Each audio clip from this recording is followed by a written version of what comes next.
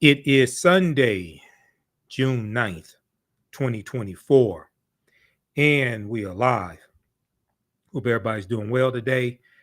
We have a fantastic, exciting show planned today, and I'm going to deal with this nonsense that happened early in the week and this controversy from Representative Byron Donalds, Black Republican from Florida. We're going to talk about Representative Byron Donalds and Candace Owens are wrong about Black families, Jim Crow, man in the house rule, and welfare. Okay. And some of you all saw posted about this on my Facebook fan page, The African History Network, and my personal page, Michael Imhotep, Imhotep. So we have the flyer right here as well. You can check out. Okay.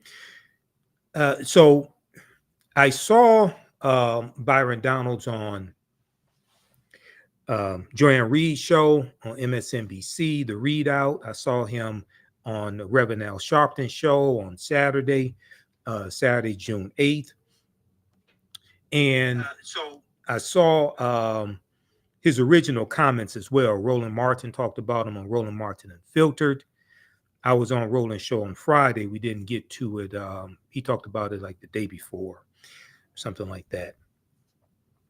And the reason why I wanted to deal with this is because some of these same Black conservative lies Candace Owens spewed on the Breakfast Club show with Charlemagne the God, and nobody there pushed back on her. This was back in March 2024. You know, we dealt with that here on the show also.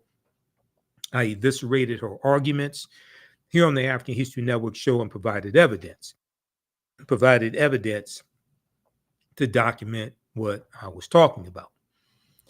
All right, so we're going to look at video of what Byron Donalds actually said, because he said people were lying about what he said, misquoting what he said, etc. Okay, and then we're going to go through and provide this history lesson and show why he said what he said, as well as things Candace Owens has been saying and other Black conservatives, why what they are saying is false. Okay, why what they are saying is false. So one of the first articles, and when I posted about this on Instagram, my Instagram page, Michael Imhotep, I read some articles that talked about this also. Like this is a good one from Politico.com. Byron Donalds expresses nostalgia for the Jim Crow era when, quote, the Black family was together, when the Black family was together. Now, he didn't say he wanted Jim Crow back. He didn't say Jim Crow was good for African Americans, but he implied that African American families were together during Jim Crow, and he implied somehow the Jim Crow era was better. And now the fake argument that these conservatives are trying to make is, especially African American conservatives, what they try to do is say that the policies of the Great Society program from Lyndon Baines Johnson, these policies harmed African American families, and therefore somehow African American families were better prior to these policies. Okay, so anti-poverty policies, welfare, different things like this. This is the argument that they try to make. Okay, and here's I'm going to go back to. I'll pull up the flyer once again that we have for today's show.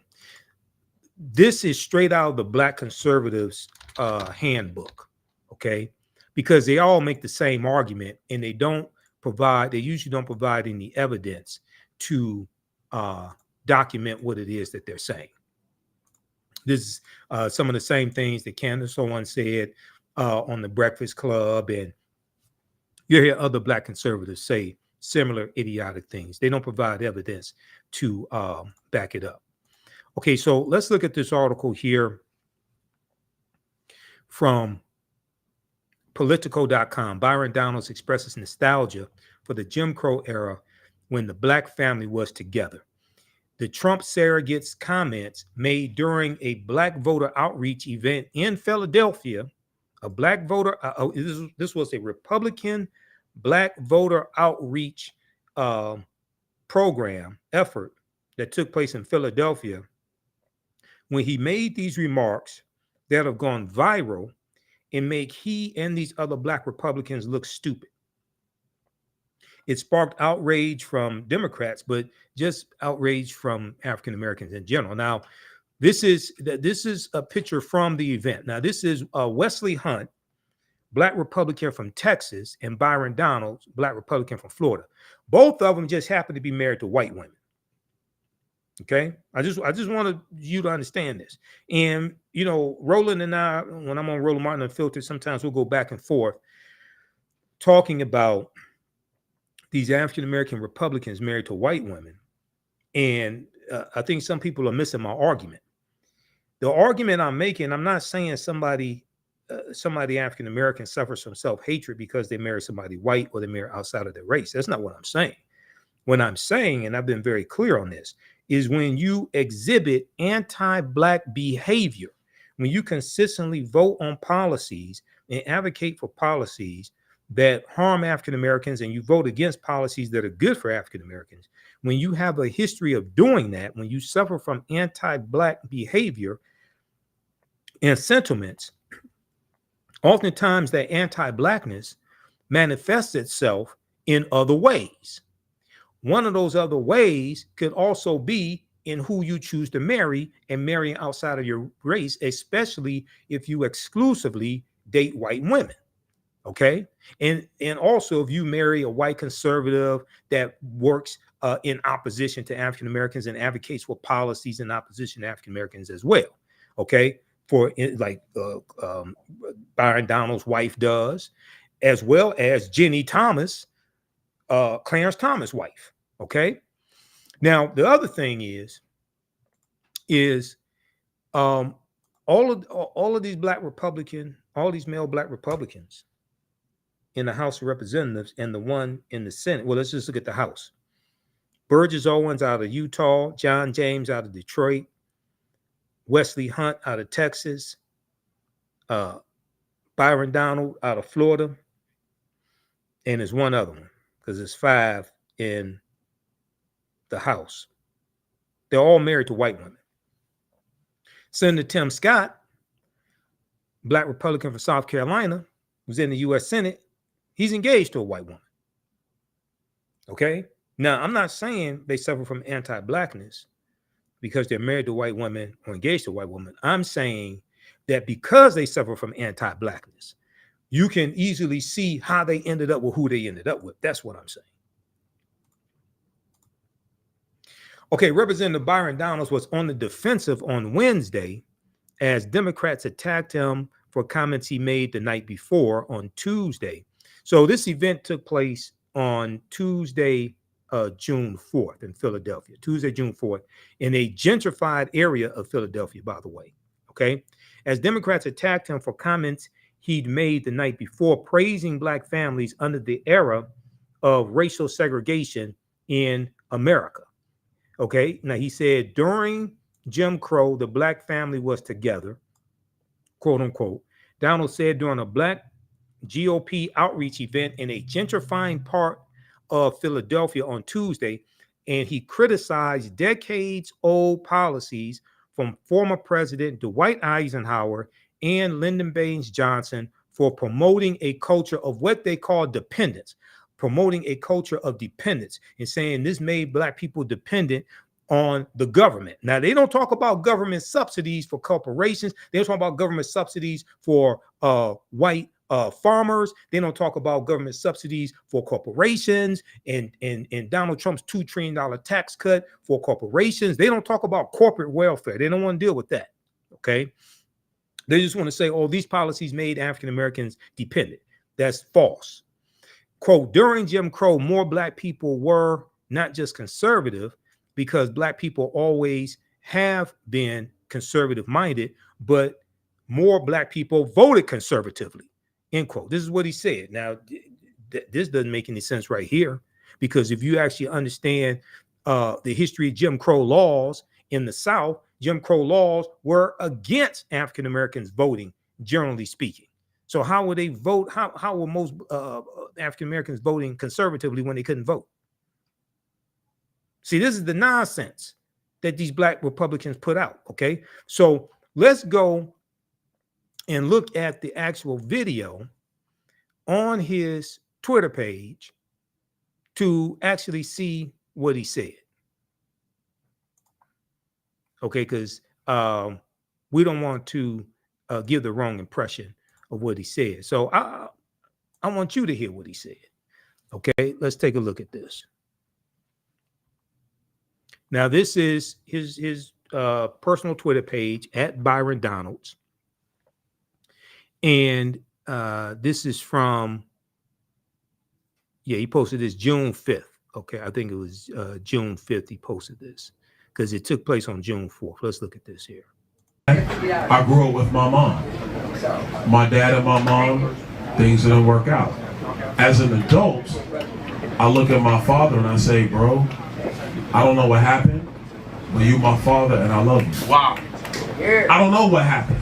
I wasn't there. Wow. But I'm gonna tell you this, growing up, the one thing I knew I wanted to do, and this is not about my father, this is about what I wanted to do, is I wanted to be a father to myself. Wow. And so one of the things that's actually happening in our culture, which you're now starting to see in our politics, is the reinvigoration of Black families with younger Black men and Black women. And that is also helping to breed the revival of a Black middle class in America. You see, during Jim Crow, the Black family was together. That's right.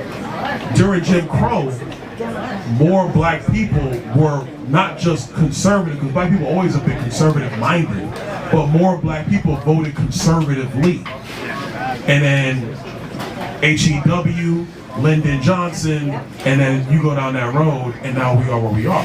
What's happened in America the last 10 years, and I say it because it's my contemporaries, it's Wesley's contemporaries, you're starting to see more Black people be married in homes, raising kids. It's when you home with your wife raising your kids, and then you look at the world, you're saying, now wait a minute, time out. This does not look right. How can I get something to my kids? It goes back to the conversation of generational wealth. Not just having a job, generational wealth. I'm looking at my kids, how can my kids be on my shoulders when they take off in life? That's what's happening.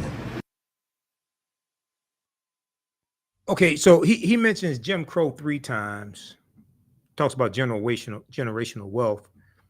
We're going to talk about that because household wealth for African Americans has increased 60% under the Biden-Harris administration. Byron Donalds doesn't want to talk about that. Okay, so he brought up Jim Crow 3 times. Okay, so after that took place, what happened was House Minority Leader Representative Hakeem Jeffries, who understands history because one of his uncles is one of my teachers, Dr. Lyndon Jeffries. House Minority Leader Representative Hakeem Jeffries eviscerated Byron Donalds on the House floor. Here's what.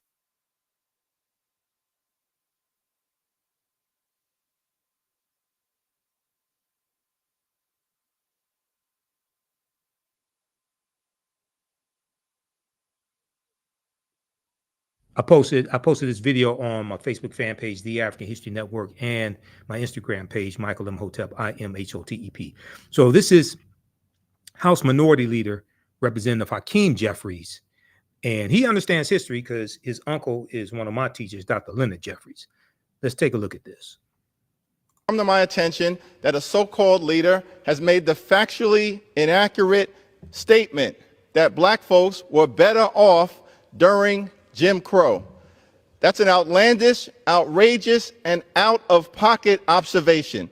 We were not better off when a young boy named Emmett Till could be brutally murdered without consequence because of Jim Crow. We were not better off when black women could be sexually assaulted without consequence because of Jim Crow. We were not better off when people could be systematically lynched without consequence because of Jim Crow. We were not better off when children could be denied a high-quality education without consequence because of Jim Crow. We were not better off when people could be denied the right to vote without consequence because of Jim Crow. How dare you make such an ignorant observation?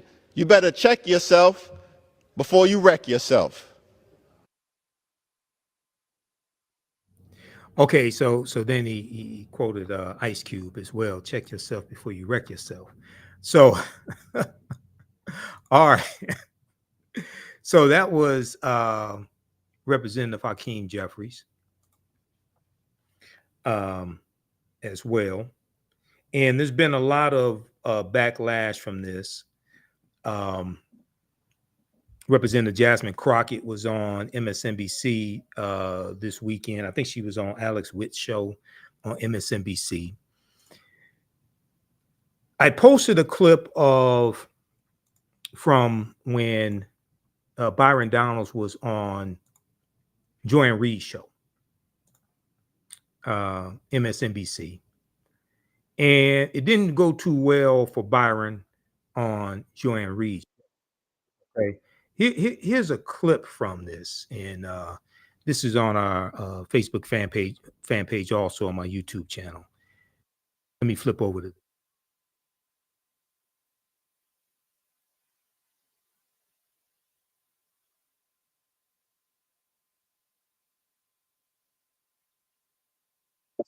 Which creates better people. Last question, and then I'm going to let you go. Last question. We're out of time, but I'm going to give you one more question. During Jim Crow, could your family have existed? You are in an interracial marriage. Your wife is a white conservative activist. Could your family have existed at all during Jim Crow?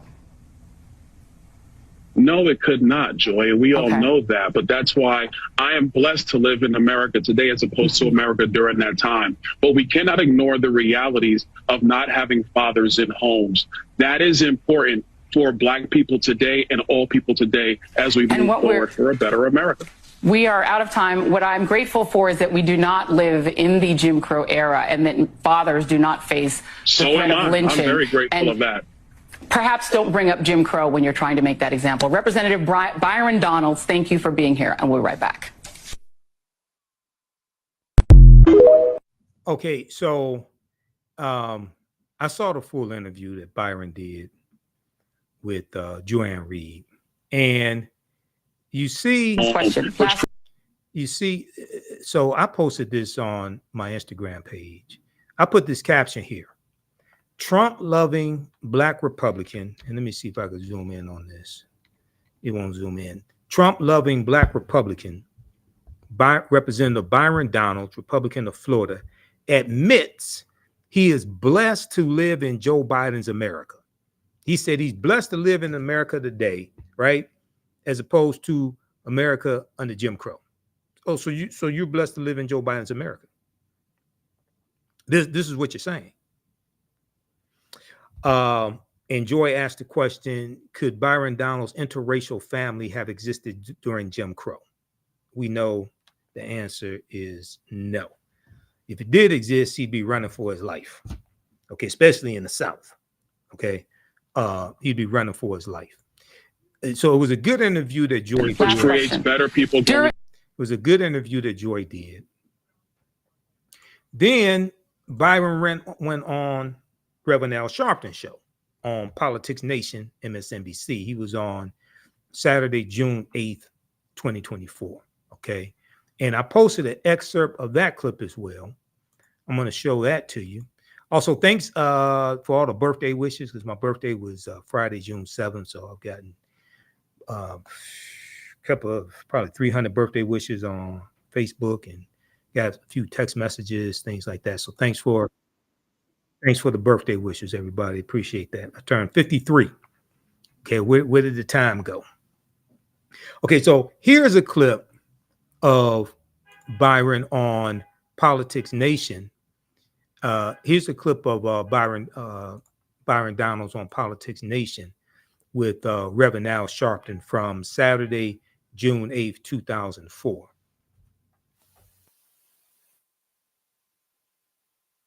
We are going to talk about the era, Congressman, and you name a race-based law, then you cannot take race out of the fact Jim Crow was a law against black people. You weren't just talking about the era of Dwight Eisenhower and Harry Truman. You named Jim Crow. There's only one way you could deal with Jim Crow, and that's by race. I mean, look.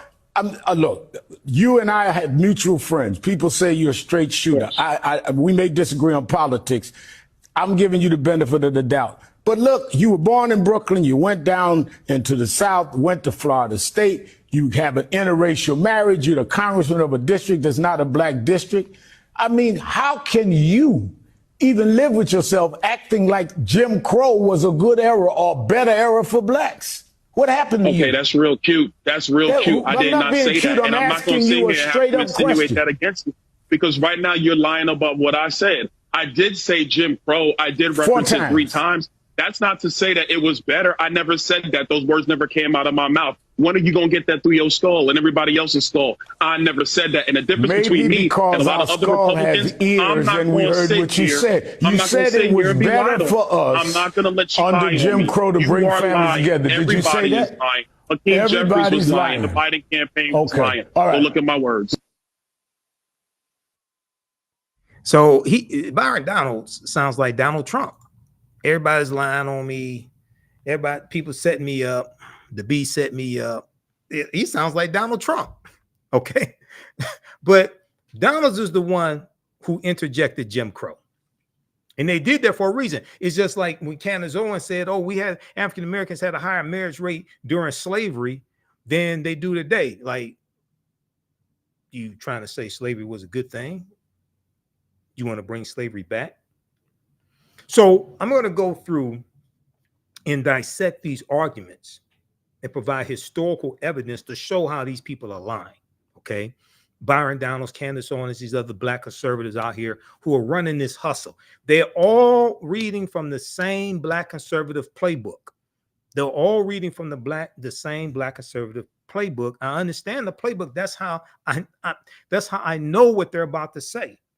And that's how they all say the same thing. Okay. So let's look at, let's approach it this way.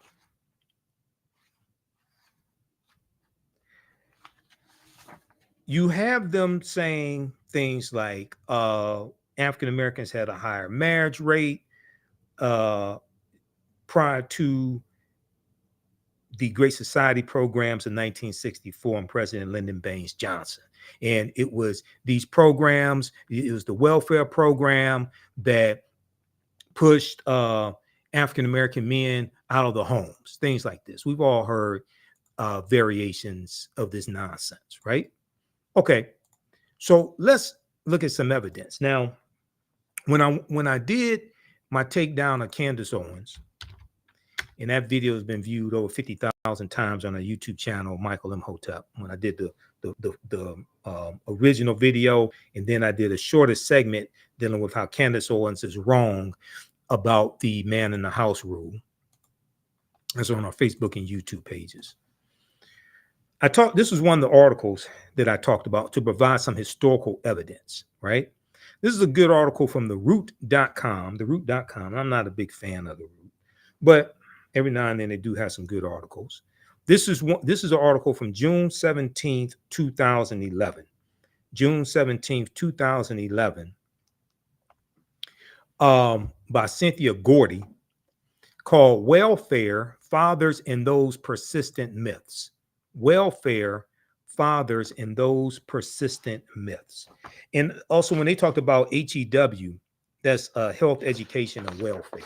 It's dealing with policies under, the Great Society program from President Lyndon Baines Johnson. We're going to go through and look at some of those Great Society programs as well.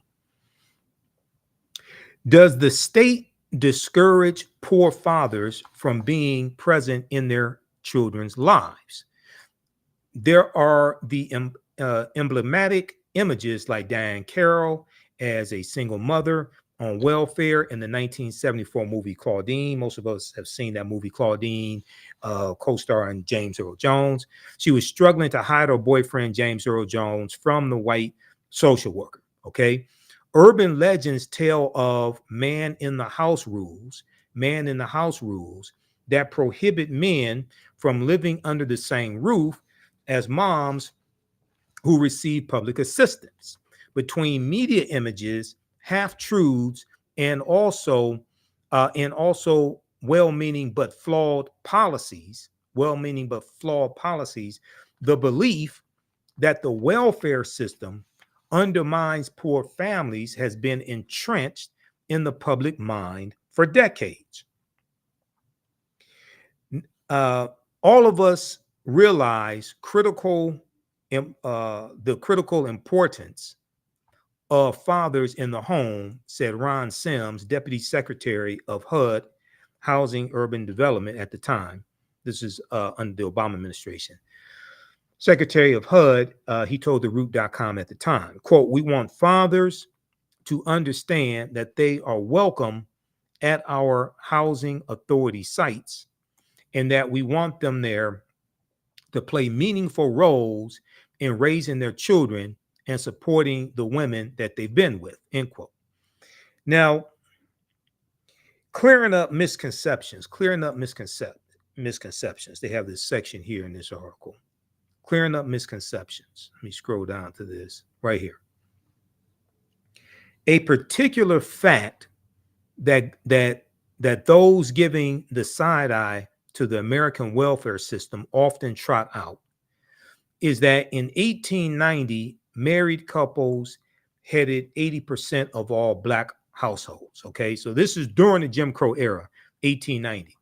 This is the same year of the Mississippi State Convention, where they rewrote the Mississippi State Constitution to impose poll taxes and literacy tests, property ownership requirements to be able to vote, to suppress the African American vote. Okay, this is that same year. This is during the Jim Crow era that Byron Donalds said Black families were in the home. See, they all these Black conservatives play from the same playbook. And I've been on panel discussions with them, blew them away because I'm a historian. I know they're lying.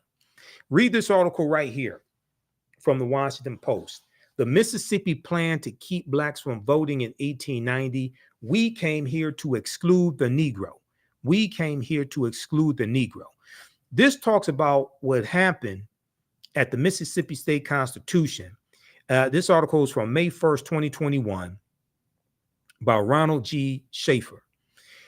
And one of the things it talks about was Solomon Saladin Calhoun, who was a white county judge who presided over the Mississippi State Convention. And he said bluntly why they were there. Okay, he said, let's tell the truth if it burst the bottom of the universe. We have come here to exclude the Negro. Nothing short of this will answer. All right. And the delegates eventually adopted a literacy test and a poll tax geared to suppress the Black vote in a state with a Black majority. The Mississippi plan became the model throughout the South, part of a raft of racially oppressive Jim Crow laws that ended Reconstruction. Okay, now, you're going to have some Jim Crow laws prior to Reconstruction ending. Going back to like 1865, 1866, these were Black codes, right? But the Union troops are in these former Confederate states in the South, enforcing to various extents the new rights of African Americans. So these Black codes, these Jim Crow laws, don't take really full effect until after Reconstruction ends with the Compromise of 1877. Okay. And then you're going to have these state constitutions, Mississippi, 1890, South Carolina, 1895, Louisiana, 1898, Alabama, 1901, etc., Oklahoma, Georgia, etc. Okay. All right. So it's important to understand this period of time, you know, talking about Jim Crow, this and then into the early 1990s prior to 1964. It's going to be the Civil Rights Act of 1964, then the Voting Rights Act of 1965 that strike down Jim Crow laws and strike down these laws that put obstacles in the way of the 15th Amendment to the U.S. Constitution. Mississippi's 1890 convention sought to find a way around the 15th Amendment to the Constitution, which gave African Americans the vote. Okay, it guaranteed the 15th Amendment of 1870 guaranteed the right to vote for African American men. African American women did not get the right to vote until the 19th Amendment of 1920, but the majority of African Americans still lived in the South in 1920, 1930, 1940. So the majority of us could not vote in the Jim Crow South, even though Byron Donalds said the majority of us voted conservatively during Jim Crow. Most of us could not vote during Jim Crow. Just 2 decades earlier, the Mississippi State Legislature had made history by electing Hiram Rhodes Revels to the U.S. Senate. That was in 1870. Okay, he was the first African-American member to serve in either house of Congress, but that moment of racial progress quickly vanished. This is Hiram Rhodes Revels right here. That moment of racial progress quickly vanished after President Rutherford B. Hayes removed all federal troops from southern states in 1877 because he was the Republican candidate for president. Neither Rutherford B. Hayes nor Samuel J. Tilden, the Democratic president in the 1876 presidential election, had enough electoral college votes to become president-elect. There was a backroom deal at the Wormley Hotel in 1877 where Republicans agreed to Rutherford B. Hayes will remove the Union troops out of the South if the Democrats did not contest him becoming president. And this is what happened. And this ends Reconstruction. Now there's racial violence that's take place that contributes to Reconstruction in 1877. There's an economic depression in this country going back to 1873 called the Panic of 1873. Then in 1874, Democrats take back control of the House of Representatives for the first time since prior to the Civil War, which began in 1861. And because of this economic depression that's taking place, 1876, you have 14% unemployment rate in the country. You have hundreds of businesses, actually thousands of businesses that have closed, things of this nature. Then there were allegations of corruption against President Ulysses S. Grant. So these are contributing factors to Republicans losing power, but also as we go further into the mid 1870s and leading up to 1877, there is a decreasing commitment from Republicans to continue to enter into racial conflicts in the South. Okay, so for instance, in 1871, when you have the Ku Klux Klan Act of 1871, and President Ulysses S. Grant declares martial law in 9 counties in South Carolina, right, to intervene on behalf of African Americans. But then when the Clinton, Mississippi riot of 1875 takes place in Clinton, Mississippi, President Ulysses S. Grant institutes his non-intervention policy because they got tired of intervening into racial conflicts in the South, and there was a declining commitment from Republicans to keep doing this. Okay, so this is going to lead up to 1877 and the Compromise of 1877.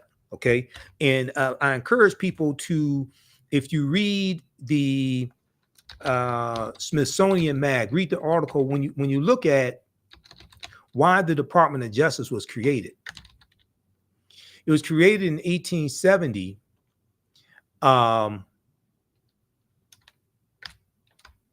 It was created in 1870 during Reconstruction, largely to enforce the new rights of African Americans, and this was created by Congress.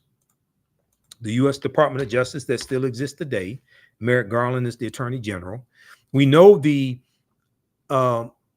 office of the Attorney General goes back to 1789, but the actual U.S. Department of Justice was not created until 1870. So if we look at this article here from SmithsonianMag.com, official website of the Smithsonian Institute, official magazine website of the Smithsonian Institute, created 150 years ago, the Justice Department's first mission was to protect Black rights. Created 150 years ago, the Justice Department's first mission was to protect Black rights. In the wake of the Civil War, the government's new force sought to enshrine equality under the law. Now, this is an excellent article by Brian Greene, July 1st, 2020. Okay, this is like 2 months after George Floyd was killed. That was May 25th, 2020. Now, this lithograph right here, this is the lost cause, worse than slavery. This is the White League and the Ku Klux Klan, two domestic terrorist organizations. A cartoon by illustrator Thomas Nast shows a member of the White League and a member of the Ku Klux Klan joining hands over a terrorized Black family. Incidentally, Thomas Nast was the cartoonist who really popularized the secular figure of Santa Claus. It's Thomas Nast drawings of the jolly fat fellow in the red suit with the rosy cheeks that really popularizes Santa Claus. Yes, you have Clement Clark Moore's poem, A Visit from St. Nicholas, but the actual image of Santa Claus that we know today goes back to Thomas Nast and his cartoon drawings of Santa Claus. Amos T. Ackerman was an unlikely figure to head the newly formed Department of Justice. In 1870, the United States was still working to bind the nation's wounds, torn open by the Civil War. During this period of Reconstruction, which is 1865 to 1877, the federal government committed itself to guaranteeing full citizenship to all Americans, regardless of race.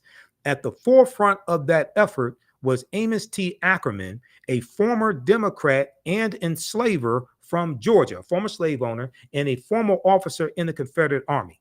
Though the United States had an attorney general since the formation of the government in 1789, none had been empowered with the full force of a consolidated legal team quite like Amos T. Ackerman, and none had the monumental task of enforcing the 14th Amendment of 1868 and the 15th Amendment of 1870 and new legislation delivering long overdue rights to 4 million formerly enslaved Black men and women.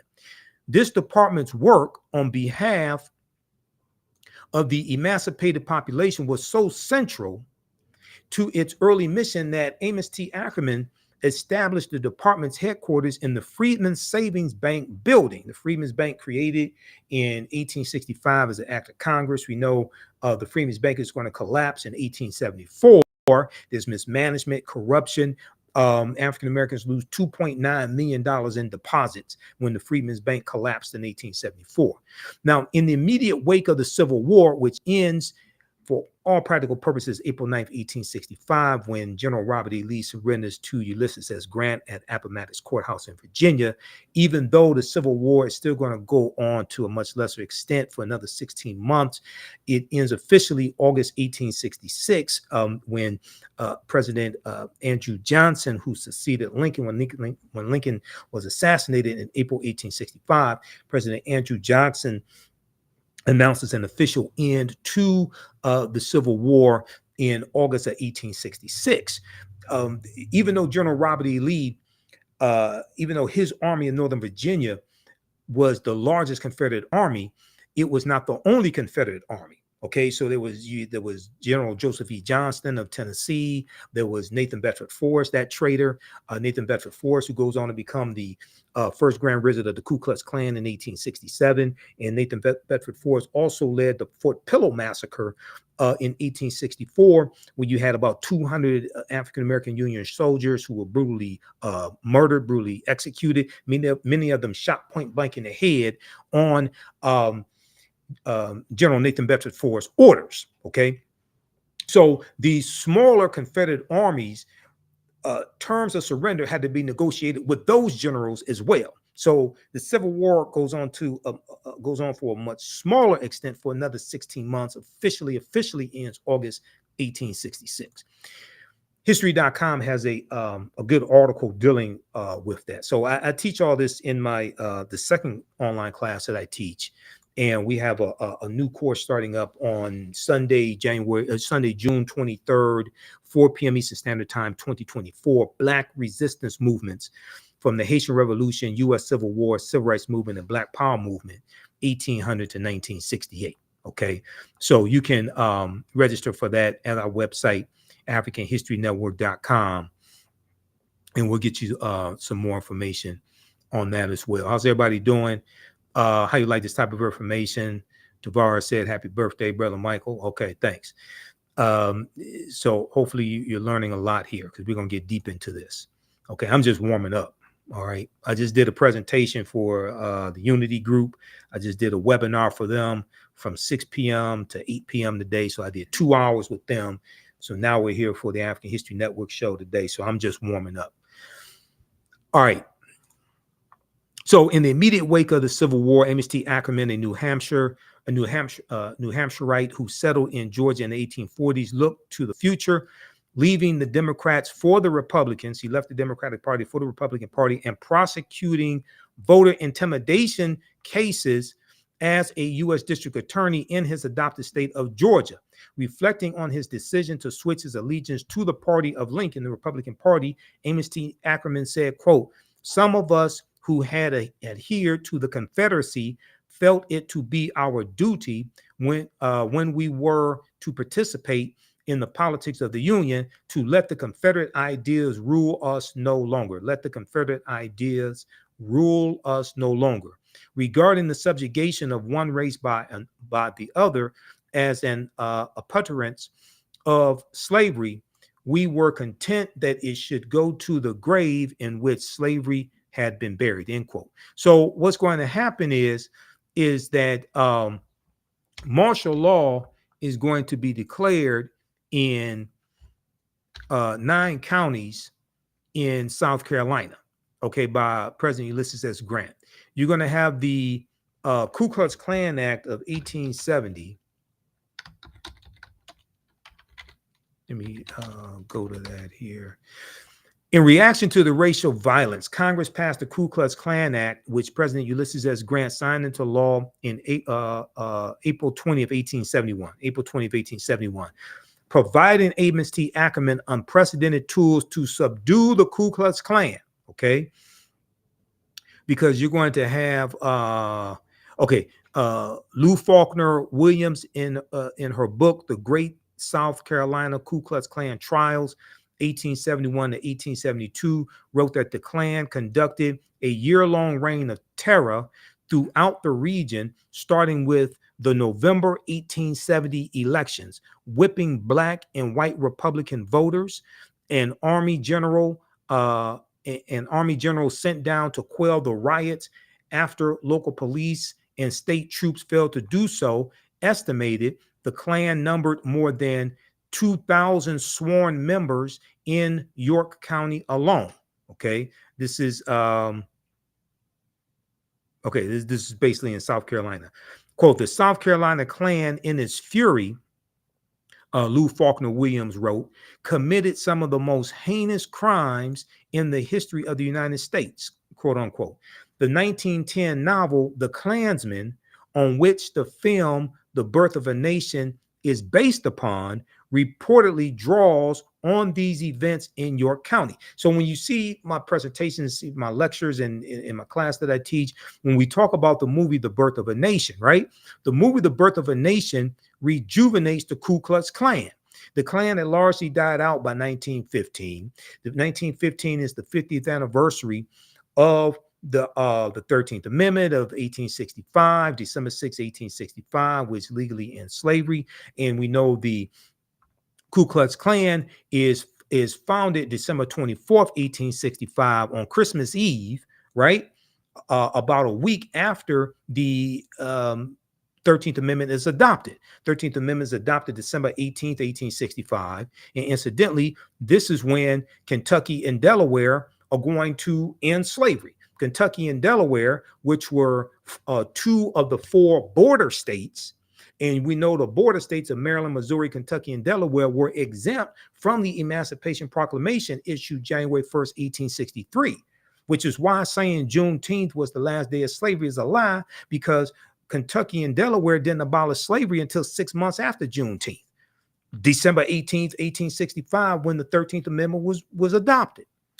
See, so this is why some of this, even though it's important to celebrate Juneteenth and we have to deal with history, economics, law, and politics in our Juneteenth celebrations, and I'll be speaking at some Juneteenth celebrations here in Detroit on June 14th and the 15th. But we have to correct the history of Juneteenth and protect the history of Juneteenth. So the history of Juneteenth is right in this period of time when we're talking about Jim Crow laws and we're talking about the Reconstruction era. You have to understand the history of that period to actually be able to utilize the Juneteenth federal holiday effectively. This can't be Black folks cookout day. This can't be just a day off from work and you get drunk and eat watermelon and eat ribs and hot dogs and hamburgers. This can't be a Black version of the 4th of July. This has to be much more significant, much more important. All right, so long story short, the birth of a nation rejuvenated the Ku Klux Klan. All right, and we know that is going to be the second incarnation of the Ku Klux Klan, which is founded in October 1915 by the Reverend William Joseph Simmons after he sees the movie The Birth of a Nation. Okay, and that second incarnation of the Ku Klux Klan is going to have both Democrats and Republicans. Okay, just so people, because a lot of people say, oh, the Democrats created the Ku Klux Klan. You had white supremacists that didn't belong to any party that were members of the Ku Klux Klan, if you want to tell the truth about it. Okay, now, hold on. There was an article I was just about to show you. Where did that go? Right here. The Ku Klux Klan Act of 1871 is still on the books. A lot of people may not know this. It's still on the books. And if we look at this article from August 1st, 2023, see, this is why a lot of Black Republicans don't want you to know this. They get their talking points from white Republicans, and they teach them very well. They teach them very well. Okay. This is why they don't want you to understand this history, because if you start studying this history, then you start studying law. Donald Trump is charged under civil rights law used to prosecute KKK violence. This is from the Washington Post. The provision was originally adopted in 1870 and was intended to protect the newly codified rights of Black citizens and the Civil War, after the Civil War. This is a good article by Isaac Stanley Becker and Spencer S. Sue, August 1st, 2023, from the Washington Post. And it deals with the Ku Klux Klan Act of 1871 that we just talked about during the Reconstruction era. And even though there's a third of the Four Enforcement Acts of 1870, Ku Klux Klan Act of 1870, and Ulysses S. Grant declares martial law in 1871. The statute, section 241 of Title 18 of the U.S. Code, was originally adopted as the Enforcement Act of 1870. It was the first in a series of measures known as the Ku Klux Klan Acts, designed to protect rights guaranteed by the 13th, 14th, and 15th Amendments, collectively called the Reconstruction Amendments. Section 241 makes it a crime to conspire to injure oppress, threaten, or intimidate any person, end quote, exercising a right protected by the Constitution or federal law. The 45-page indictment secured by special counsel Jack Smith accuses Donald Trump of a conspiracy against the right to vote and to have one's vote counted, end quote, in violation of Section 241. The alleged offense under Section 241 is among 4 counts included in the indictment, which argues that Donald Trump, along with 6 unnamed co-conspirators, eroded trust in the administration of the election and, quote, pursued unlawful means of discounting legitimate votes and subverting the election results, end quote.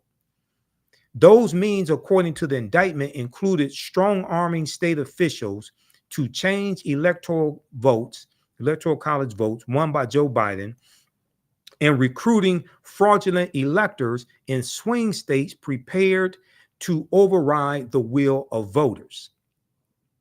The alleged conspiracy included using the authority of the Justice Department to create doubt about the election results and encourage the presentation of those illegitimate electors as alternatives to Biden's valid electors. And according to the indictment, it involved pressuring Vice President Mike Pence to delay or thwart the certification of Biden's victory on January 6, 2021, and capitalizing on the violence unleashed that day to, quote, levy false claims of election fraud and convince members of Congress to further delay the certification based on those claims, end quote. Okay. So what Donald Trump is charged with from special counsel Jack Smith is directly related to the Ku Klux Klan Act of 1870, which was put in place to protect the rights of African Americans. And this son of a bitch tried to invalidate the vote of 16.9 million African Americans when he tried to overturn election results. He belongs up underneath the prison for the rest of his miserable life. Initially wielded against the Ku Klux Klan for keeping newly emancipated Black people from exercising the right to vote, Section 601 has also been used to prosecute a wider range of election subversion, including threatening or intimidating voters, impersonating voters, destroying ballots, and preventing the official count of ballots. It has also been a linchpin of broader civil rights enforcement used to prosecute hate crimes and law enforcement misconduct. Derek Chauvin, the police officer who pressed his knee into George Floyd's neck in Minneapolis, pleaded guilty in 2021 to violating a related statute, Section 242, which makes it a crime for public officials acting in their official capacity to deny a person's constitutional right.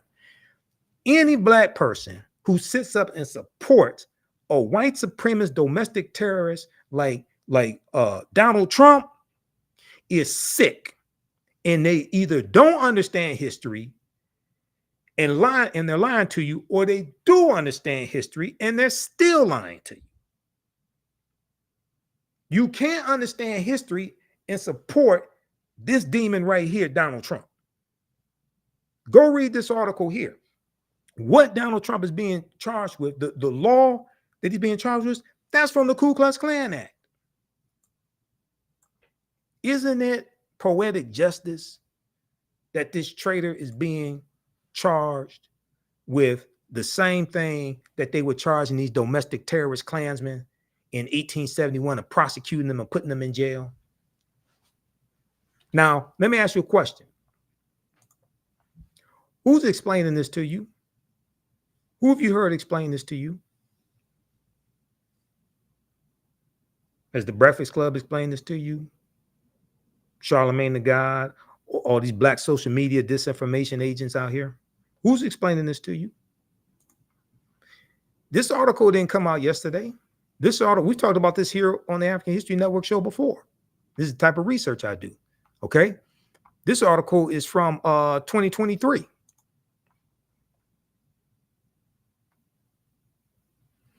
All right, let's continue. But read this article.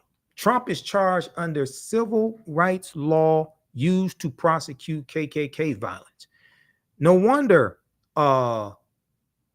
MAGA is attacking the way history is taught in schools, and they're attacking affirmative action and diversity, equity, and inclusion, and anything that would teach us to understand the law. Because when I teach about political self-defense, it deals with understanding laws and policies, how they affect African Americans, and how to disarm these people of these laws and policies that they're using to attack us, and how to reverse that and use these laws and policies against them. Politics is the legal distribution of scarce wealth, power, and resources, and the writing of laws, statutes, ordinances, amendments, and treaties, their adoption, interpretation, and enforcement. This is law still on the books right now that goes back to the Reconstruction era. The U.S. Department of Justice was created largely to protect the new rights of African Americans. And if Donald Trump wins the presidency again, he's going to gut and neuter the Department of Justice. They're not going to prosecute police officers. They're not going to enforce a lot of these rights. They're going to weaken the civil rights department of the Department of Justice, and he's going to use the Department of Justice against his quote unquote enemies, who are really people just following the law, holding his crooked ass accountable.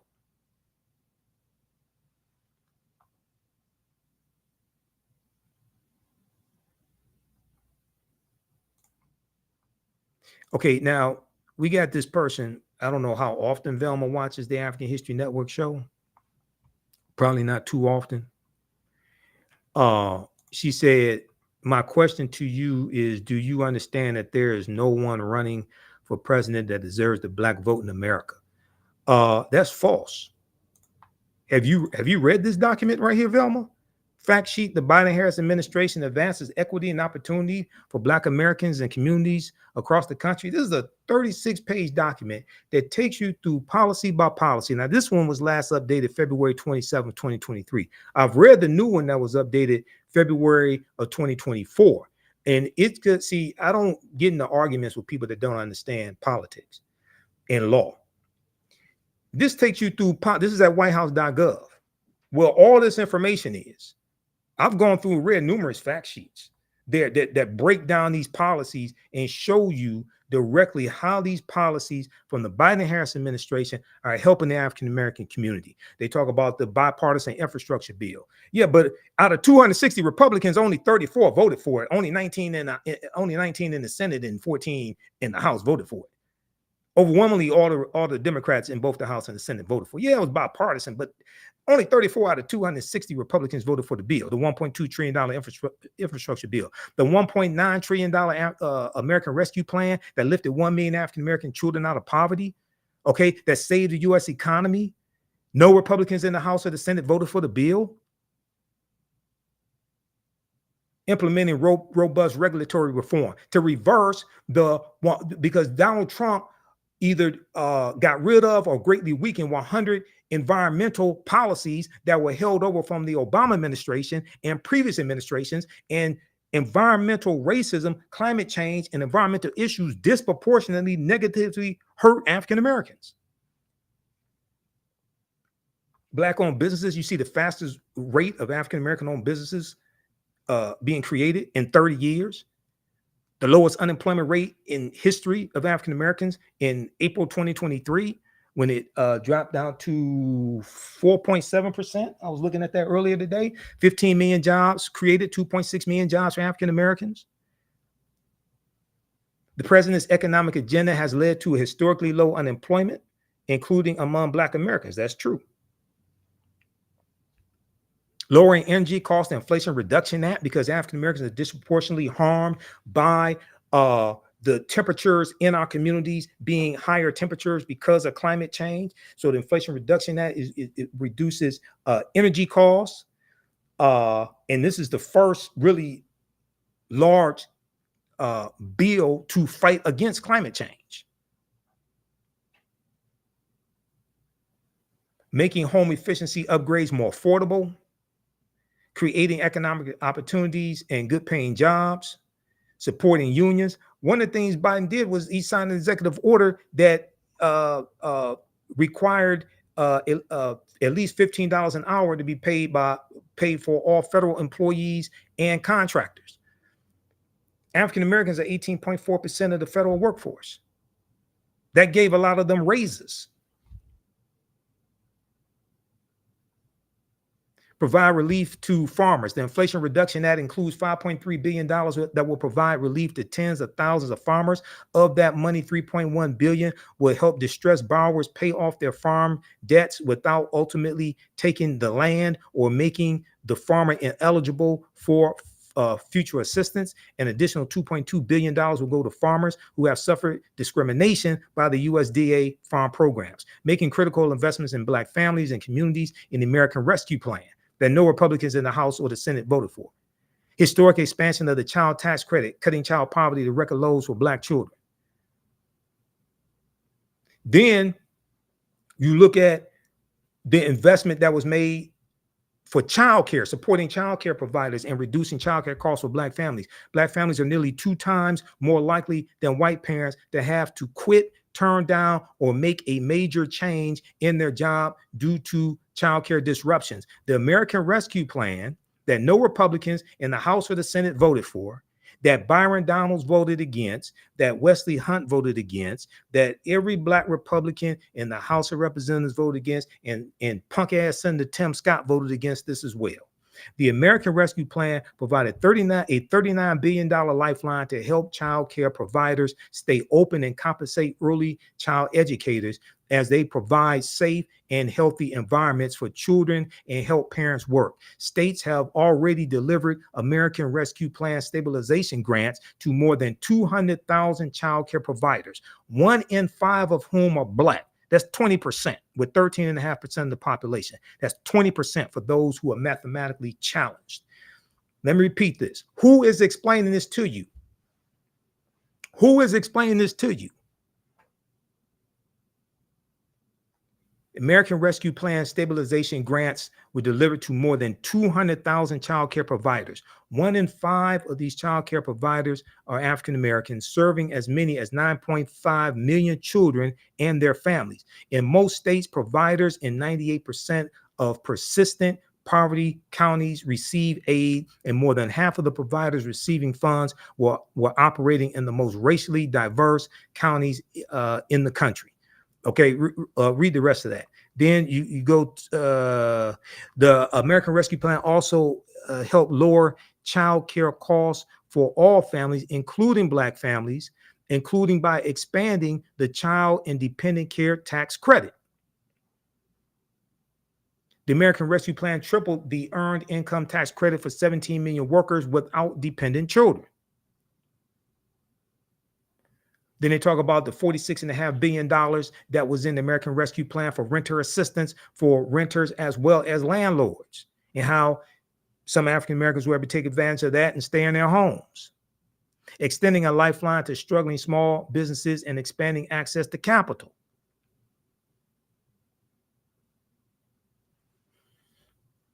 All right, so read the rest of this. This is a 36-page document here. It goes through category by category, policy by policy, and shows you how these policies are helping the African American community. Now, go look at what Republicans are talking about. Most of them are against these policies. Most of them voted against this stuff, trying to undermine it. Student loan debt forgiveness.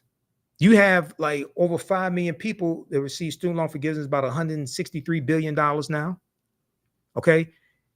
It would have been more, but Donald Trump's 6-3 conservative Supreme Court struck down Biden's executive order on student loan forgiveness that would have moved 500,000 African-American families from a negative net worth to a positive net worth, because Republicans don't support student loan forgiveness. Now, they supported forgiving the personal protection loans for COVID, because some of them got those loans. Some of them got loans forgiven for $100,000, $200,000, $300,000. Some Republicans in Congress. advancing equitable employment outcomes and boosting wages for Black federal workers. On June 25th, 2021, President Joe Biden signed an executive order on advancing diversity, equity, inclusion, and accessibility, DEIA, in the federal workforce. This executive order launched a whole of government initiative to cultivate a federal workforce that draws from the full diversity of the nation and that advances equitable employment opportunities for workers from underserved communities. Okay, right here. This is what I was talking about. Further, the president has taken a series of executive actions leading to a $15 minimum wage for employees of federal contractors and federal employees. These actions impacted more than 370,000 workers in 2022 alone, including Black workers who disproportionately make up this population, because African-American workers are 18.4% of the 370,000 workers, helping to address longstanding wage disparities, reversing decades of disinvestment through the bipartisan infrastructure bill, because there's money in the infrastructure bill that most Republicans didn't vote for that would not only replace lead pipes like in Flint, Michigan, that desperately needs it, but also 3,000 communities across the country that had higher lead levels than Flint, Michigan did. But one of the things it's also going to do is it's going to repair the damage that the expressways did that separated African-American communities. When the U.S. Interstate Highway Acts of 1952 and 1956 drove 41,000 miles of interstate highways all across the country,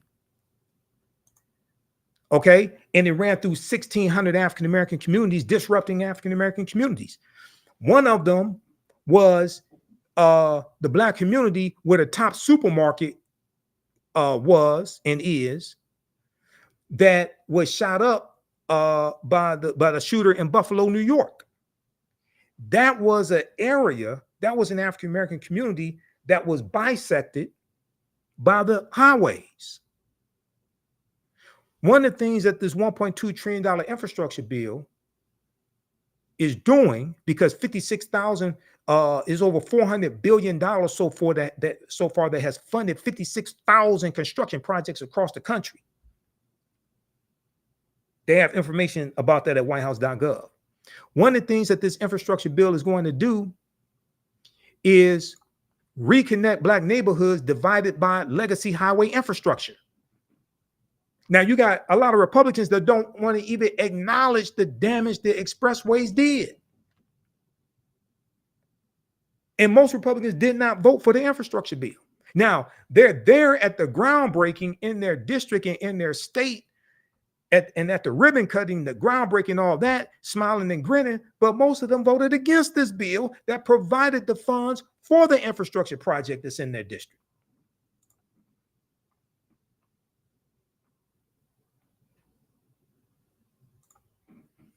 And provide other resources to finally give Black communities a fair shot at the American dream. So we need this and more, yes, but most Republicans voted against what you got and will nullify it and take it away if they take back full control of the Senate, expand their margins in the House, and take back the White House. During the 20th century, federally funded infrastructure projects too often segregated and harmed low-income communities, especially predominantly Black neighborhoods. Construction of the federal highway system, in particular, cut off once thriving Black communities from resources and opportunity. The bipartisan infrastructure law that only 34 Republicans out of 260 voted for launched a new Reconnecting Communities program, which will invest $1 billion to help reconnect communities that were previously cut off from economic opportunities by transportation infrastructure. In addition, the Inflation Reduction Act includes $3 billion for the Neighborhood Access and Equity Grant Program to help advance transportation projects in disadvantaged or underserved communities. Over the past year, Department of Transportation has awarded grants to multiple projects to reconnect communities, including an interstate capping project in Atlanta, a Greenway project in St. Louis, and the I-375 Detroit Community Reconnection Project right here in Detroit, right near where I live.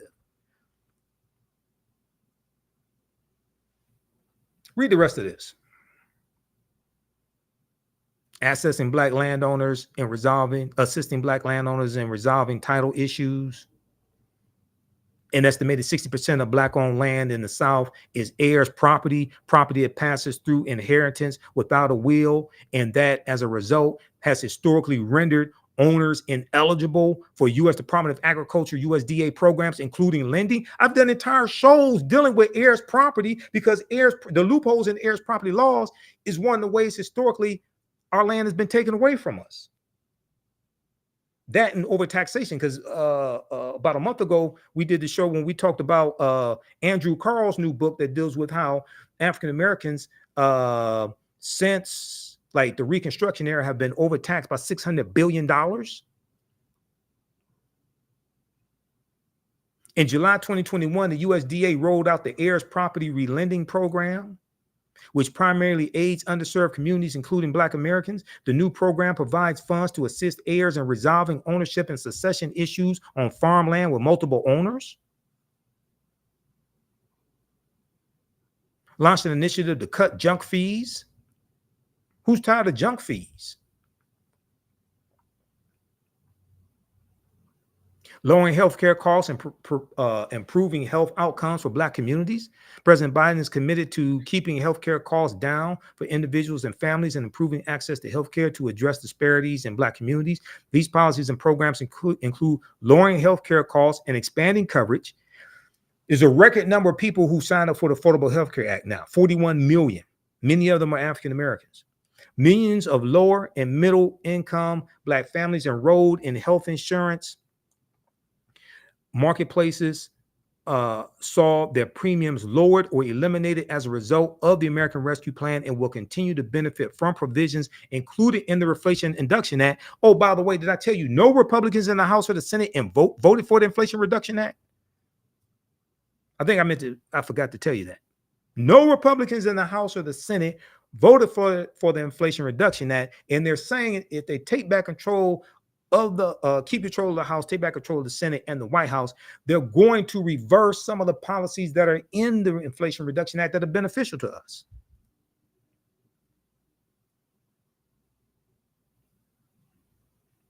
Almost 3.9 million Black people were uninsured in 2019 before President Biden took office, and over 570,000 Black people fell into the Medicaid coverage gap and were locked out of coverage because their state refused to expand Medicaid under the Affordable Care Act.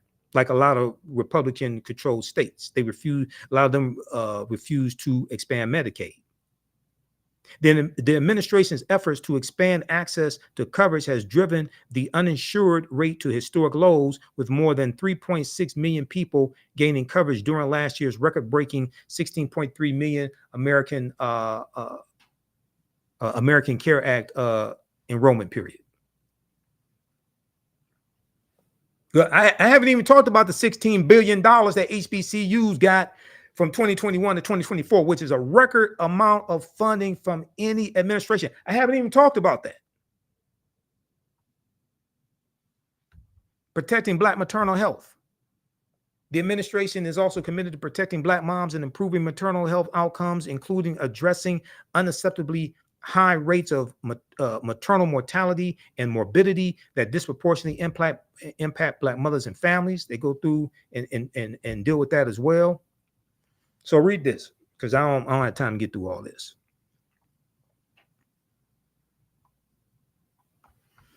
This is at whitehouse.gov. Now, this version was last updated February 27, 2023. The new one, they've consolidated this and streamlined it, so it's like 9 pages. That was updated February 2024. The Biden-Harris administration advances equity and opportunity for Black Americans and communities across the country. So when people say nobody has earned our vote, I don't know what the hell you're talking about. I really don't. You obviously have not read this. I can take you through these policies and break this stuff down. I don't know what you're talking about. But I can tell you what Republicans would do if they take back control of all this. They're going to reverse this stuff. And all you got to do, if you haven't read Project 20, if you don't know about Project 2025, I don't know what rock you're living up under. But that's like game over right there. Do you realize if Donald Trump becomes president again, he can get 2 more Supreme Court justices confirmed, which would be 5 out of 9, and these are lifetime appointments. Because if he gets reelected, Justice Roberts and Clarence Thomas are going to resign because they're going to step down because they're old, and Trump will appoint some young ultra conservatives in their 30s that could be there for the next 50 years ruling on cases. So play around if you want to. This is straight up war. Play around if you want to. This is why this chicanery and skullduggery of a Byron Donalds and Candace Owens is so pernicious, because I know they're lying and I can prove it. And they're working on behalf of these crazy MAGA people like Trump and his cronies.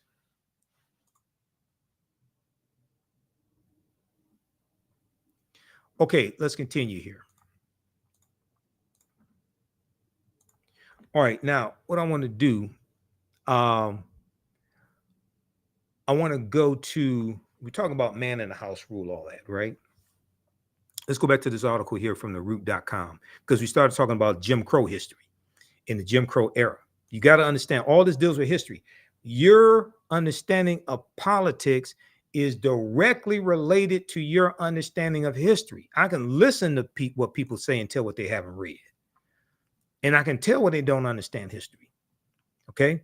So let's go back to this article from theroot.com, which breaks this down, called Welfare Fathers and Those Persistent Myths.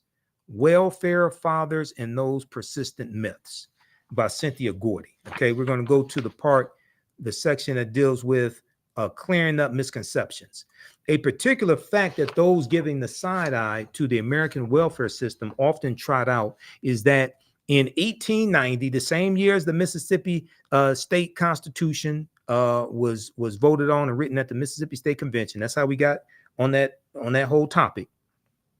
1890, married couples headed 80% of Black households. 1890, married couples headed 80% of Black households. The figure held constant over the next 7 decades through 1960. However, by 1970, after President Lyndon Baines Johnson established social reforms like WIC, the special supplemental nutrition program for women, infants, and children, food stamps, Medicaid, and public housing projects, Black families with mothers and fathers at home have fallen to 64%. Black 2-parent homes continue to plummet over the next 20 years, hitting 38% in 1990, where it has since remained. Okay, now it's gone up since then. This article is from 2011. I got some other evidence from the U.S. Census Bureau. It's gone up since, it's basically gone up since 1990. Okay, Black 2-parent homes continue to plummet over the next 20 years, hitting 38% in 1990. But Andrew Billingsley, a sociologist, acclaimed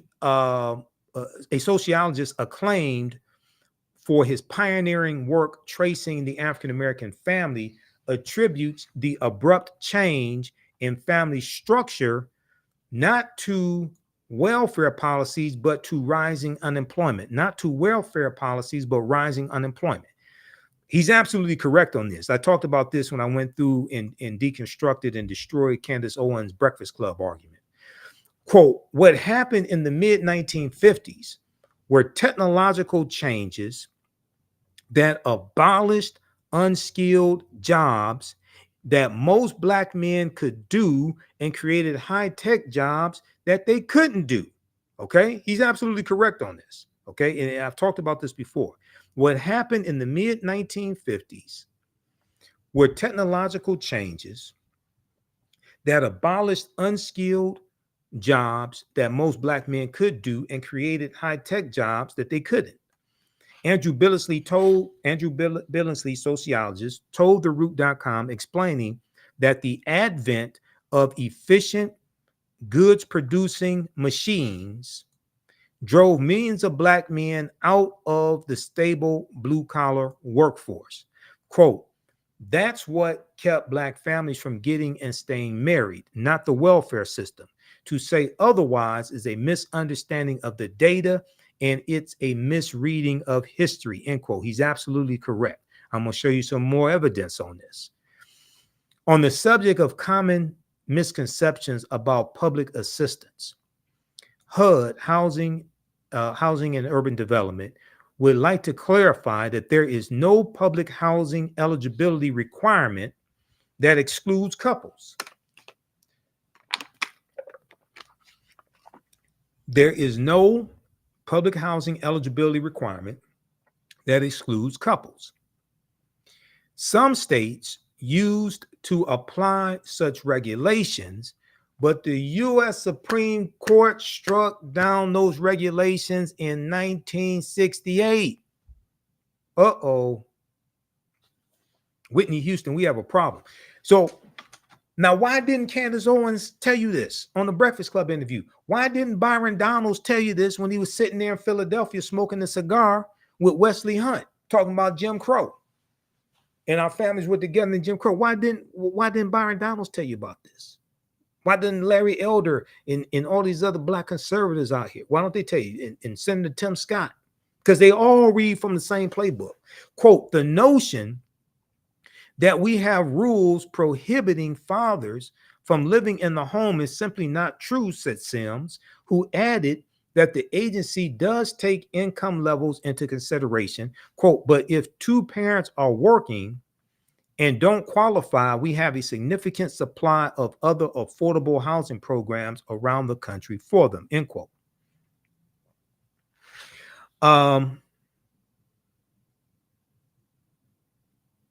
Another idea swirling around is that people convicted of crimes are not eligible for public housing.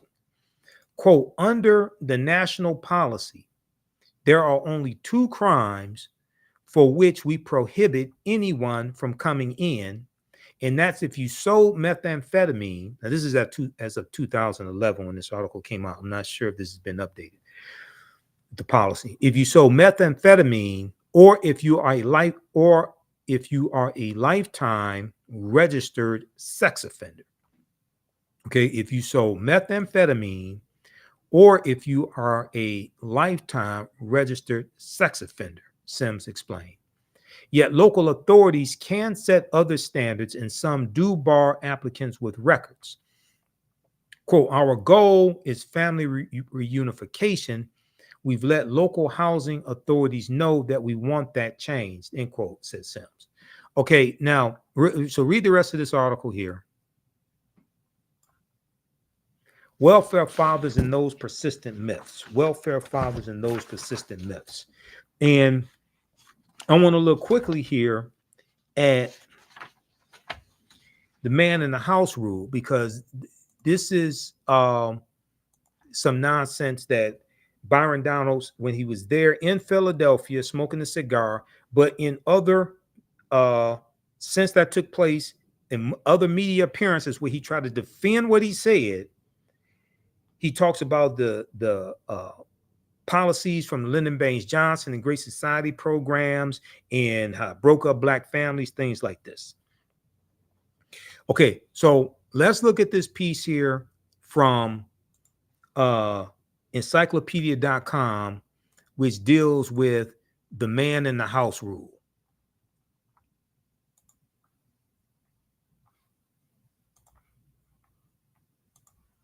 Let me grab this right here. Just a second. Okay. Because I haven't heard anybody else talk about this.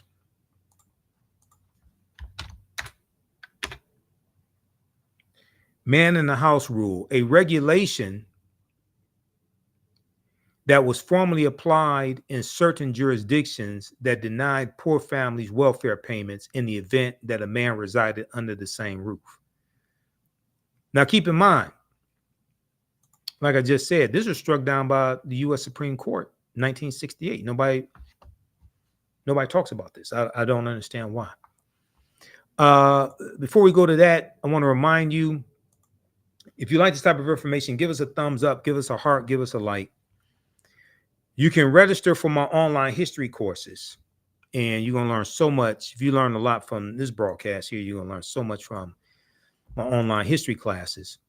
Visit our website, AfricanHistoryNetwork.com, AfricanHistoryNetwork.com. I'm speaking at the Juneteenth celebration taking place at the Motown Museum, Jubilee Detroit weekend.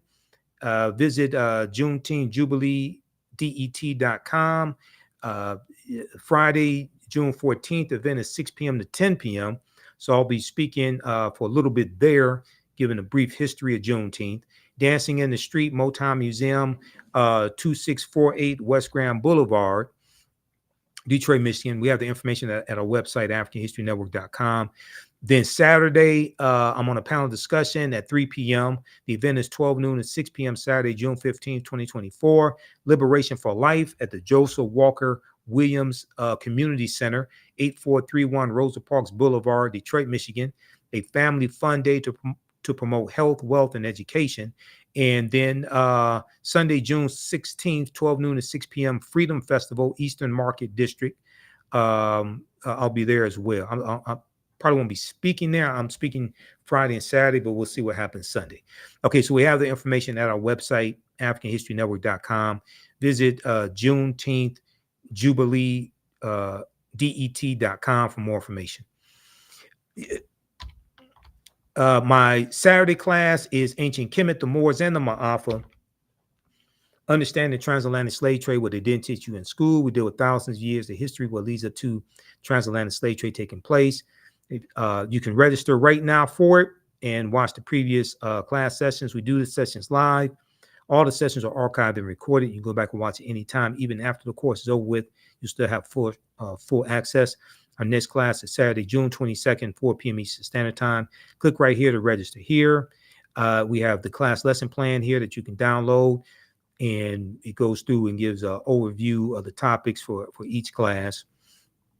We look at 200 slides that I put together, 82 100 articles.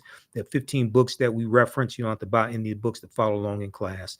Then the second class that I teach that's starting up Sunday, June 23rd, 2024, 4 p.m. Eastern Standard Time, Black Resistance Movements from the Haitian Revolution, U.S. Civil War, Civil Rights Movement, and Black Power Movement, 1800 to 1968. Okay, we go through and look at this history chronologically, year by year, and look at what leads to the Civil War taking place. We studied the Reconstruction era, Jim Crow era, Civil Rights Movement, Black Power Movement, 1800 to 1968, to look at what happened to us after slavery ended, what were the laws and policies put in place to bring us to where we are today, to understand where we need to go from here. So you can register for this class is on sale, $80. Then we have the course bundle. Click right here, register for the course bundle. You get both classes. Also, the course bundle that is $120, okay, for both classes. All right, click right here for the course bundle. Okay, so let's look at this here. Man in the House rule. Also, if you want to support the African History Network, you can do that through Cash App and PayPal. We definitely need your support. This helps us to keep doing the research, pay some of the bills, pay for these services that I use. It's not free to do what I do. It's not free to do the research that I do. $ TheAHNShow through Cash App and through PayPal, paypal.me/TheAHNShow. Click right here, Cash App, and this has our QR code. These other ones here are fake African History Network Cash App accounts that I'm trying to shut down. There's about 5 fake ones out there. This is ours. When you go to it, say Michael, it'll probably show my picture there. But we have the link right here on our website. So, you know, you're dealing with me. Okay. So let's look at this here. Man in the House rule. And this is from encyclopedia.com.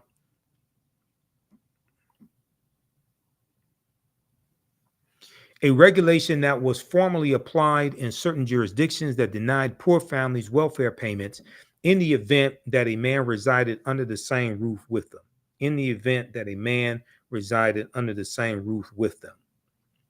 Under the man in the house rule, a child otherwise qualified for welfare benefits was denied those benefits if the child's mother was living with or having relations with any single or married able-bodied male. Okay, if the mother was living or having relations with any single or married able-bodied male. The man was considered a substitute father even if the man was not supporting the children. Before 1968, administrative agencies in many states created and enforced the man in the house rule. Now, this was enforced at the state level. See, Candace Owens and Byron Donalds, they blame President Lyndon Baines Johnson. They didn't say it was enforced at the state level, not coming from the federal government. Before 1968, administrative agencies in many states created and enforced the man in the house rule. In 1968, the U.S. Supreme Court struck down the regulation as being contrary to the legislative goals of the Aid to Families of Dependent Children, known as AFDC. But wait a second. The Black conservatives say this was the whole purpose of these diabolical programs to break up the Black family. The U.S. Supreme Court in 1968 struck down the regulation as being contrary to the legislative goals of Aid to Families of Dependent Children program, AFDC. The AFDC program was established by the Social Security Act of 1935. We're coming to that in just a minute because we're coming to look at the Great Society programs that these Black conservatives keep lying about that helped a whole lot of poor-ass white people. The AFDC program, established by the Social Security Act of 1935 under President Franklin Delano Roosevelt, and that was to help white people. This provides benefits to keep the children of impoverished parents. In the U.S. Supreme Court case of King versus Smith of 1968, the U.S. Supreme Court entertained a challenge to the man in the house rule brought by the 4 children of Miss Sylvester Smith, a widow.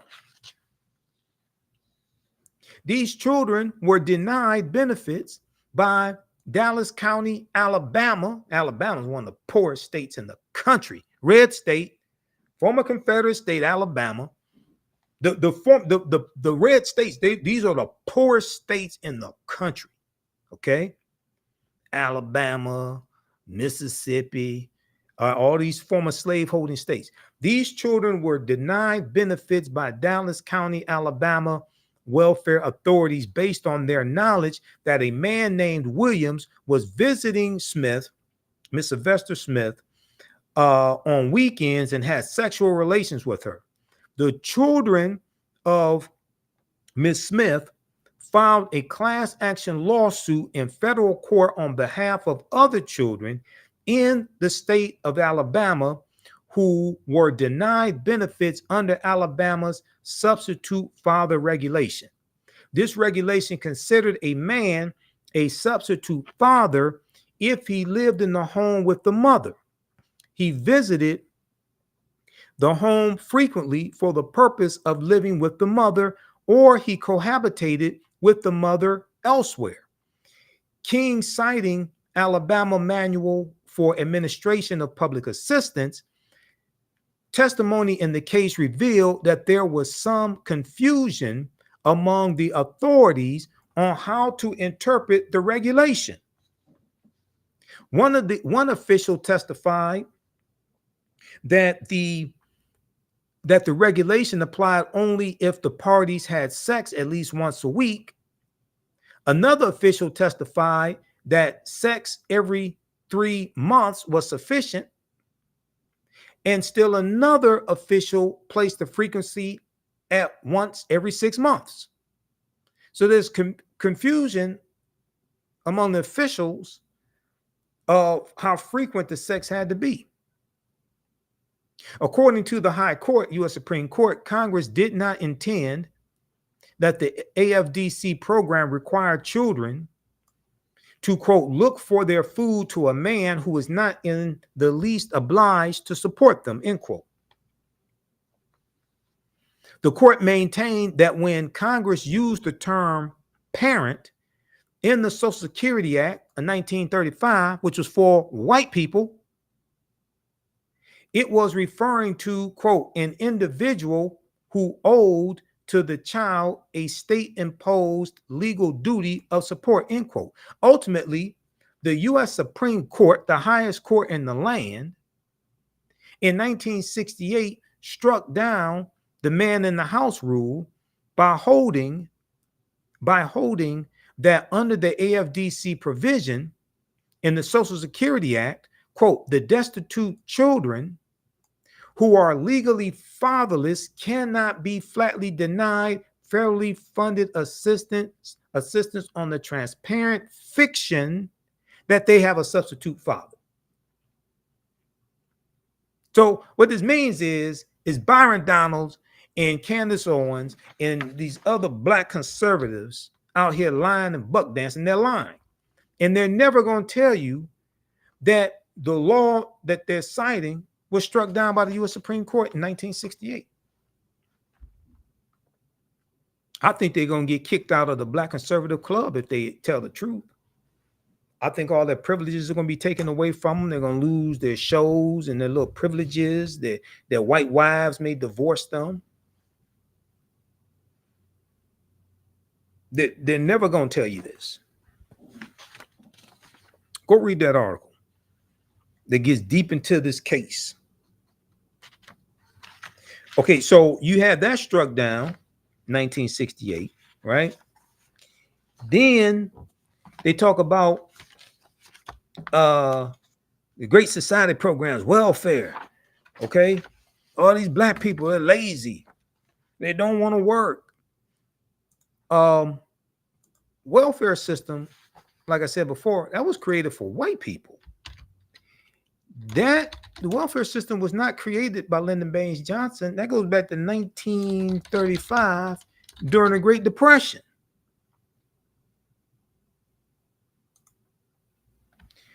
Let's look at this from archives.gov. What's archives.gov? That's the U.S. National Archives. You know, the same U.S. National Archives that wanted the classified documents back from Donald Trump. And he said because of the Presidential Records Act of 1978, he can keep the documents. But that's not what the Presidential Records Act of 1978 says. You can go read it at archives.gov, U.S. National Archives, because I read it. That's how I know he's lying. This says all those documents that presidents have are supposed to go to the U.S. National Archives because they belong to the people. If there's some documents that he has to keep or something, or what have, or if he needs documents for, like, to write a book, there's a process to go through to keep documents temporarily or something like that. You can't just say the Presidential Records Act says I can keep these documents, therefore you keep it, and then you ignore subpoenas from the National Archives. You just ignore that stuff. No. That's not how the real world works.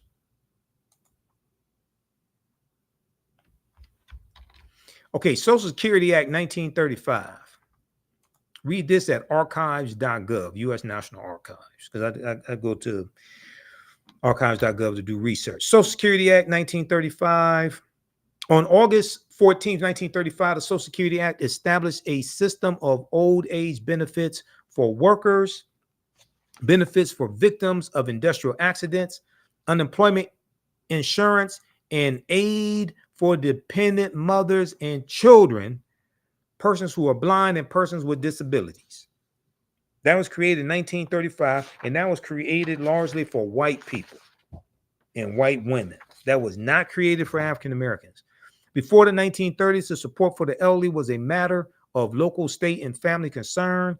On January 17th, 1935, President Franklin Delano, not Delano, Delano, Delano, Roosevelt sent a message to Congress asking for Social Security legislation. The same day, Senator Robert Wagner of New York and Representative David Lewis of Maryland introduced bills reflecting the administration's views. Okay, so read the rest of this here. This deals with the welfare system that the Black conservatives say was created by President Johnson. That was created during the Great Depression, and that was part of the Social Security Act of 1935. And that was for white people.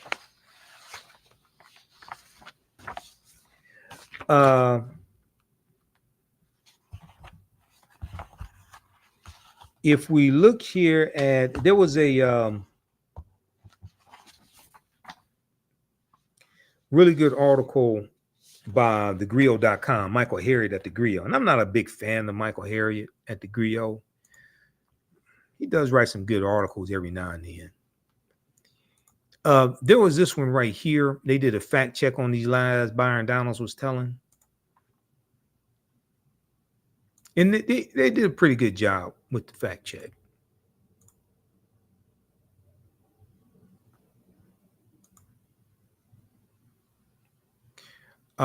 This article right here. Byron Donalds implied Black people were better off under Jim Crow, so we checked. Byron Donalds implied Black people were better off under Jim Crow, so we checked. Okay, this is from thegrio.com, picked up by Yahoo News, written Friday, June 7th, 2024, by Michael Harriot. This is Byron Donalds right here. He's a straight up idiot.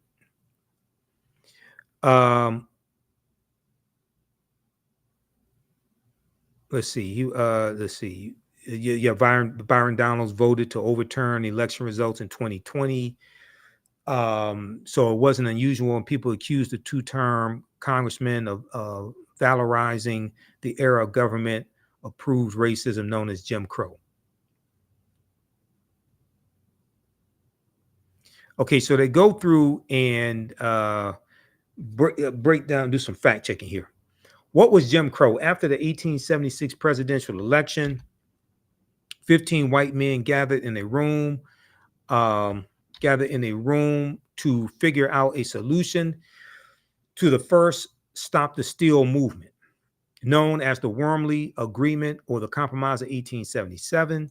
5 Supreme Court justices, 5 senators, and 5 representatives awarded the presidency to the Republican candidate Rutherford B. Hayes in exchange for ending the Reconstruction era. The concessions included a specific accommodation that the federal government would stop forcing former Confederate states to recognize the constitutional rights of Black citizens. Now, notice how none of these Black conservatives want to tell you that the Republican Party turned their backs on African Americans. And this is one of the reasons why Reconstruction ended. Because the Republicans sided with the Democrats and said, if you let Rutherford B. Hayes become president, he'll remove the Union troops out of the South. Therefore, you can take back control of the governments and you can do whatever you want to do. None of these Black MAGA conservatives / Republicans, notice how none of them tell you this. This is documented history. Legislatures in northern and southern states immediately created a series of racially discriminatory policies that became known as Jim Crow laws. For 100 years, from the end of race-based slavery until the passage of the Civil Rights Act in 1964, Every black person in America lived under this constitutionally enforced government-approved system of white supremacy. Because of Jim Crow, the black codes created after emancipation were now the law of the land. Segregated schools were mandatory under Jim Crow. Under Jim Crow, it was perfectly fine to disenfranchise black voters and ban non-white people from living where they wanted. Jim Crow excluded black taxpayers from using facilities built and maintained with their tax dollars. Like, for instance, you couldn't use, generally speaking, you couldn't use the public library. Public library was for white people, but your taxpayer dollars are funding the public library. You may not have been able to be a police officer or work in city government, but your taxpayer dollars are funding city government and paying for the police officers. Or you can serve as a fireman. Couldn't work for the fire department, but your taxpayer dollars are funding the fire department.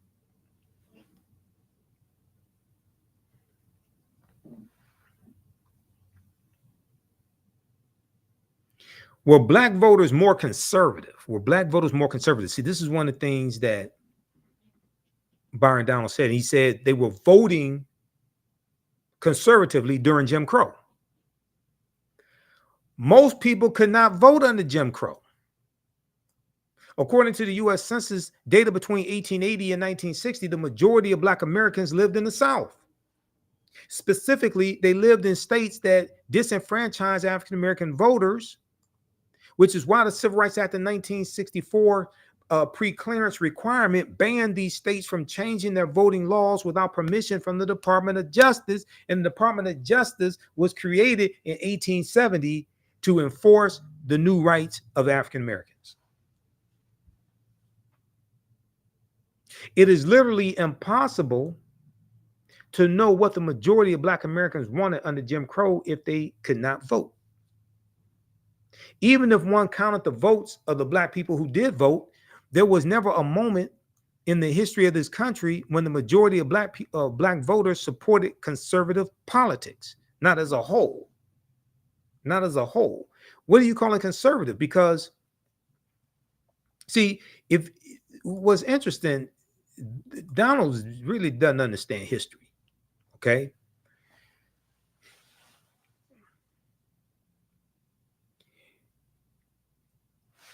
The Democratic Party was taking back control of the state legislatures during Jim Crow.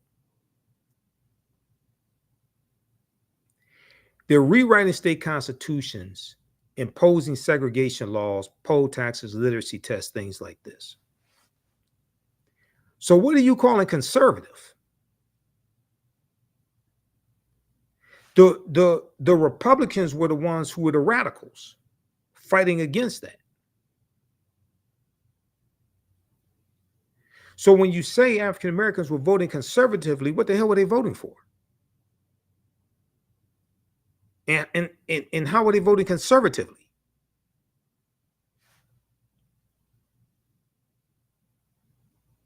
Were you saying they're voting for laws to oppress them and suppress their vote?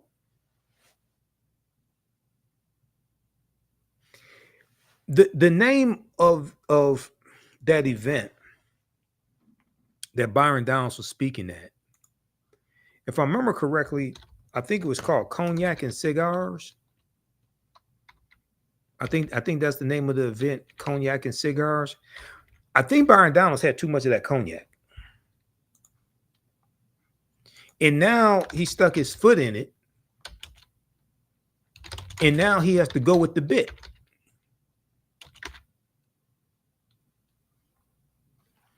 Because he can't admit he made a mistake, was wrong, didn't know what he was talking about, anything like that. Now he has to go with the bit.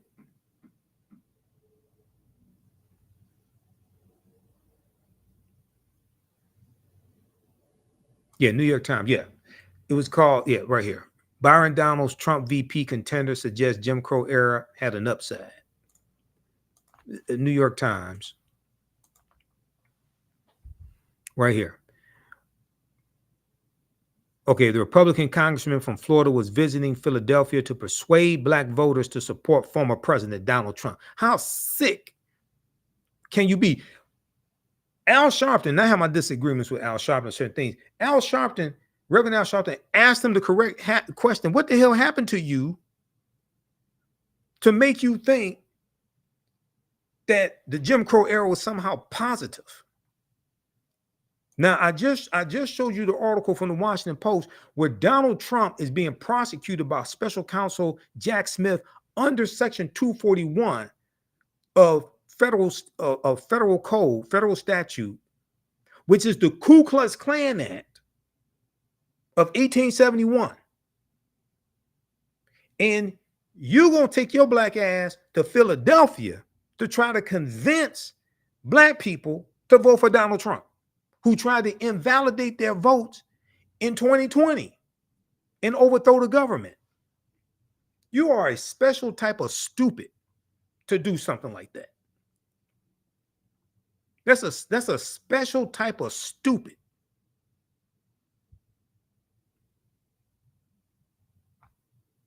Yeah, Congress, Cognac, and Cigars. That's the name of the event.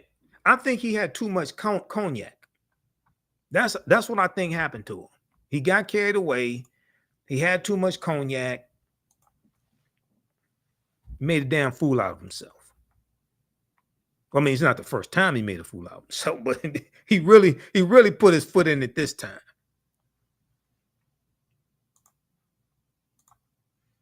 Okay, let's continue. So I'm gonna wrap this up here in a minute. Let's go back to this piece here from the griot.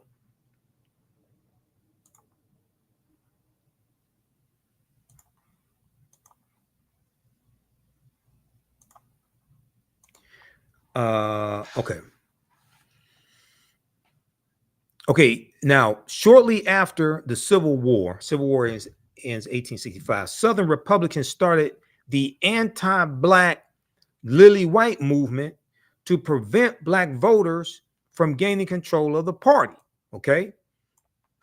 This is some Southern Republicans. Now, in my research on the Lily White movement, so there's like, we can say there are two periods of time in the Lily White movement, just like there's really three incarnations of the Ku Klux Klan, right? The big incarnation of the Lily White movement is in 1928, when Republicans nominate Herbert Hoover to be president, and they appealed to Southern segregationist Democrats in 5 former Confederate states to get them to vote for Herbert Hoover as president. And they are pushing African Americans out of the Republican Party, ignoring our needs, ignoring our concerns, ignoring the rise of the Ku Klux Klan. Okay, this is the Lily White movement that really is looked at. That's really looked at the beginning of what is called the party realignment.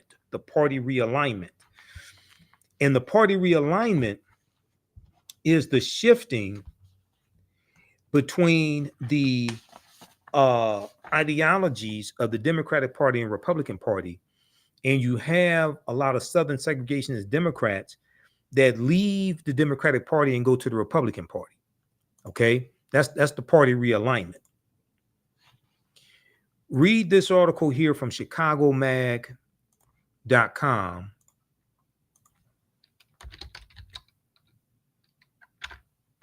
How the party of Lincoln lost virtually the entire black vote in 88 years. ChicagoMag.com. How the party of Lincoln lost virtually the entire black vote in 88 years. In 1928, the Chicago Defender, black newspaper, warned the GOP that it was in danger of alienating African Americans. They did not listen, and the fall came fast. This is by Wet Moser, July 29th, 2016. July 29th, 2016. Just a few months before the 2016 presidential election. In this article, They talk about the Lily White movement. Now, here's Herbert Hoover. Herbert Hoover at Howard University, 1932. President Herbert Hoover. This is during the Great Depression. His policies and rhetoric were the beginning of the end for the Black Republican vote. Okay, and I want to fast forward here. 1928. Robert Abbott, the founder of the Chicago Defender, is calling out the Republican Party in this article. Okay. Let me see. And it talks about here. Let's see here.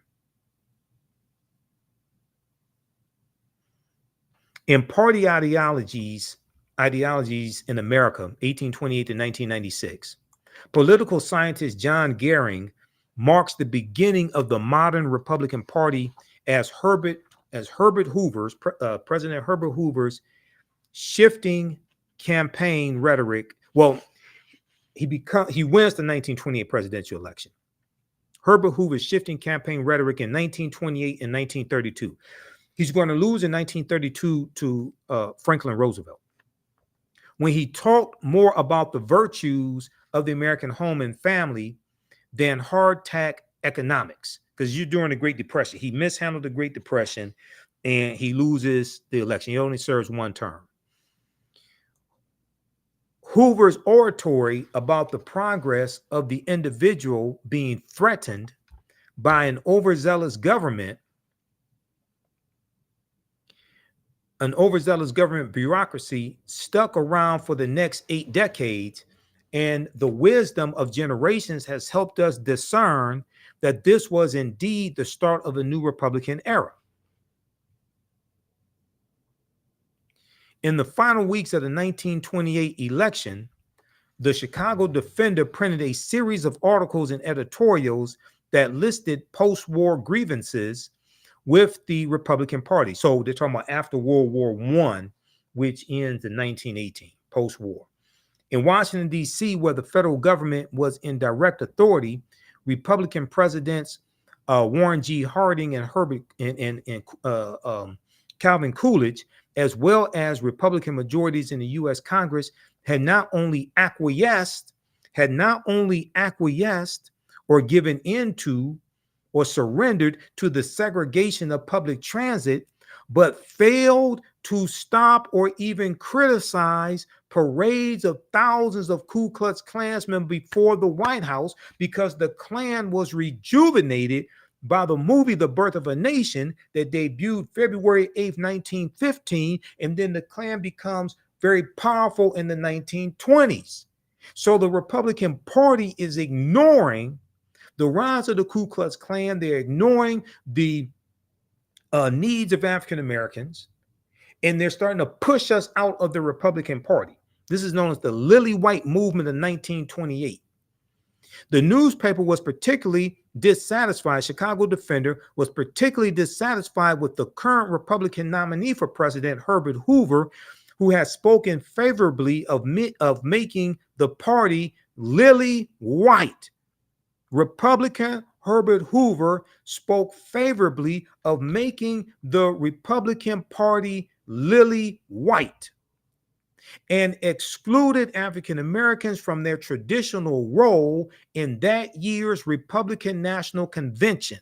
This was an effort to push African Americans out of the Republican Party, starting with Herbert Hoover in 1928 and the initiation of what's known as the Lily White movement of 1928. Most troubling of all was the candidate's covert backing from the Ku Klux Klan, whose members despised the Democratic nominee, New York Governor Al Smith, because he was Catholic, and Al Smith was a moderate from New York. So the Ku Klux Klan is backing the Republican Party. Now, why aren't these Black conservatives talking about that?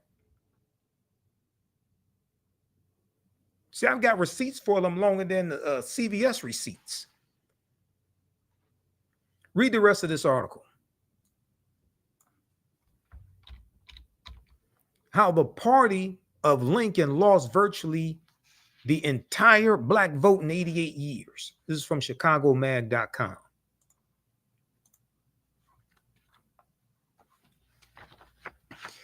Okay, now I'm gonna wrap this up here in a few minutes because this is my second 2-hour presentation that I did today. Okay. Give us a thumbs up, give us a heart, give us a like on this broadcast. How you all like this type of information?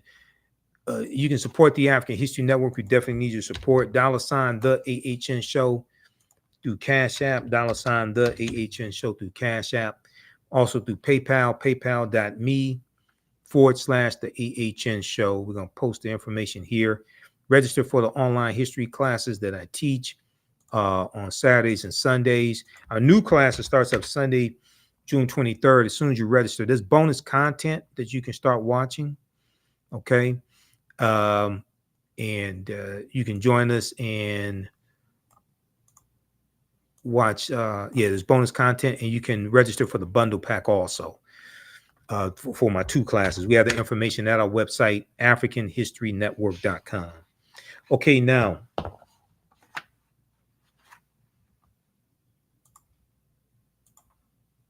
let's go back to this piece here from theroot.com because they dealt with some good history here. Some of the dates that I have may be slightly different than some of theirs, but overall, you know, they did their thing. I'll give it to them. They did some good research. Southern Republicans started the anti-black Lily White movement to prevent black voters from gaining control of the Republican Party. Meanwhile, conservative Democrats did not even allow black people to attend the party's convention in an official capacity until 1924. Although majority of black voters supported Franklin Roosevelt's presidential campaign, it was not until 1948 that most black voters considered themselves Democrats. It was not until 1948 that most black voters considered themselves Democrats. By then, white voters had fled the Democratic Party precisely because the party was no longer conservative. Now, research I've done, you'll see some of them leaving in 1948, but some of those conservative Democrats are going to stay, but they do eventually leave, the majority of them, and go to the Republican Party. What happened was you had the Strom Thurmond ran for president in 1948. Okay. There's a good article from history.com, official website of the History Channel. And I use I use this article in my classes. How the party of Lincoln won over the once Democratic South. How the party of Lincoln won over the once Democratic South. And now this article doesn't talk about the Lily White movement in 1928. I deal with that, but they hone in on 1948, presidential election 1948, and Harry S. Truman, and how the Democratic Party had a more pro-civil rights platform in 1948. Okay, read this article, how the party of Lincoln won over the once Democratic South. Democratic defectors known as the Dixiecrats, started a switch to the Republican Party in a movement that was later fueled by a so-called Southern strategy. So when Candace Owens said the Southern strategy doesn't exist, blah, blah, blah, she's lying. They used a Southern strategy in 1928, Republicans, to appeal the Southern segregationist Democrats in 5 former Confederate states. They used, Richard Nixon used a Southern strategy in 1968. She's lying. And she has to be getting paid to lie like that because you can't be that stupid for free. She has to be getting paid. If we go here to page 2 of this article,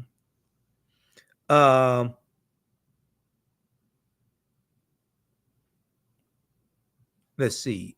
after the Civil War, the Democratic Party's opposition to Republican Reconstruction legislation solidified its hold on the South. The Democratic Party, quote, the Democratic Party came to be more than a political party in the South. It came to be a defender of a way of life, Goldfield says. And they're citing David Goldfield, author of the book on American politics called The Gifted Generation When Government Was Good. It came out in November 2019. He said, and that way of life was the restoration of much as possible of white supremacy. That way of life was the restoration as much as possible of white supremacy. The Confederate statues you see all around were primarily erected by Democrats. Okay.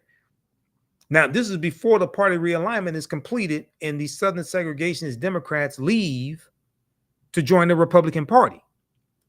Up until the post-World War II period, World War II ends in 1945, the party's hold on the region was so entrenched that Southern politicians usually could not get elected unless they were Democrats. But when President Harry S. Truman, a Democratic Southerner, introduced a pro-civil rights platform at the Democratic Party's 1948 convention, a faction of the Democratic Party walked out because African Americans going back to 1928 and going back to 1932, when Franklin Roosevelt runs against Herbert Hoover, we started slowly going over to the Democratic Party. We found them more receptive to our issues. We were being pushed out of the Republican Party, and the Republican Party was increasingly ignoring our issues. These defectors, known as Dixiecrats, held a separate convention in Birmingham, Alabama. There, they nominated South Carolina Governor, white supremacist Strom Thurmond, who was a staunch opposer to civil rights, a staunch segregationist. He had a black mistress, okay, staunch opposer of civil rights, to run for president on their states' rights ticket. He was nominated to run for president on the Dixiecrats states' rights ticket. Although Strom Thurmond lost the election to President Harry S. Truman, he still won over 1 million popular votes. Quote, it was the first time since before the Civil War that the South was not solidly Democratic, Goldfield says. And that began the erosion of the Southern influence in the Democratic Party. After that, the majority of the South still continued to vote Democratic because it thought of the Republican Party as the party of Abraham Lincoln and Reconstruction. The big break did not come until President Lyndon Baines Johnson, another Southern Democrat from Texas, signed the Civil Rights Act in 1964 and the Voting Rights Act in 1965. Though some Democrats had switched to the Republican Party prior to this, that's true, many did, prior to 64 and 65, quote, the defections became a flood. The defections became a flood after Johnson signed these acts. And so the political parties began to reconstitute themselves, Goldfield says. Then in 1964, Senator Barry Goldwater of Arizona, a Republican, runs for president against Lyndon Baines Johnson, and Barry Goldwater ran on an anti-civil rights platform. So most African Americans naturally voted for Lyndon Baines Johnson because it made sense.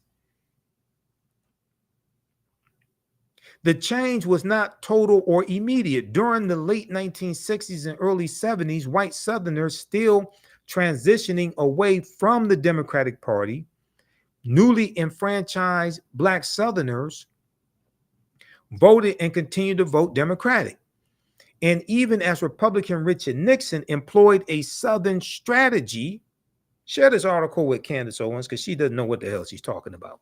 And even as Republican Richard Nixon employed a Southern strategy that appealed to the racism of Southern white voters, former Alabama Governor George Wallace, who wanted segregation now, segregation tomorrow, segregation forever, ran as a Democrat in the 1972 presidential primaries. Now, he ran for president in 68 and lost.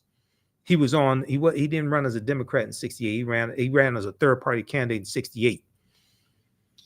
He got 46 electoral college votes from 5 former Confederate states in 1968.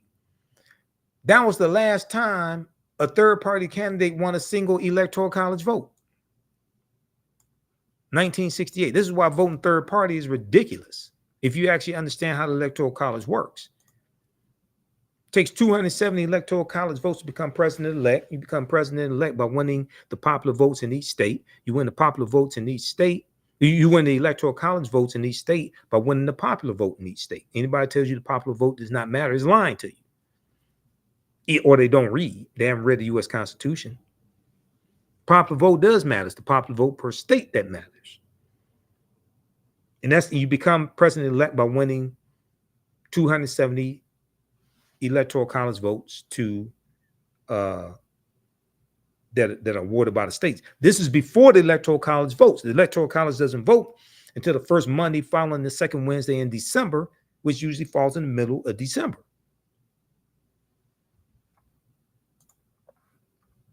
Read this article right here that deals with the history of third-party candidates. And breaks down this history, because I can listen to people talking about voting third party. I could tell they don't understand the U.S. Constitution and don't understand the Electoral College. Because if no presidential candidate gets 270, then it goes to the House of Representatives to determine who the president is, and they vote based upon delegation. There are 50 delegations because there are 50 states. Republicans control 26 of the 50 delegations, and they vote on, I think it's January 3rd. It voted as January because new Congress comes in right about January 3rd or so. So if Donald Trump, if neither Donald Trump or Joe Biden get 270 electoral college votes, Donald Trump could lose the popular vote, lose the electoral college vote, and Republicans can still vote for him to become president because people end up wasting their vote voting for a third-party candidate. And you can still end up with this domestic terrorist back in office.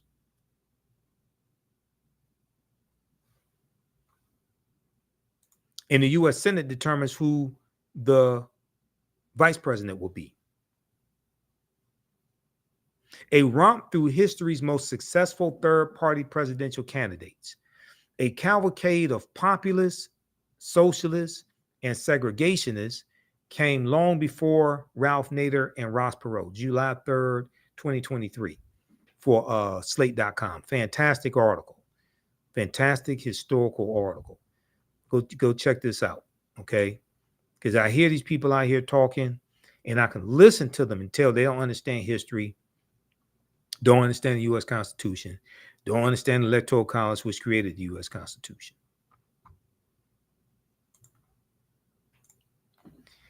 All right, now, Great Society programs. Take a look at this piece here.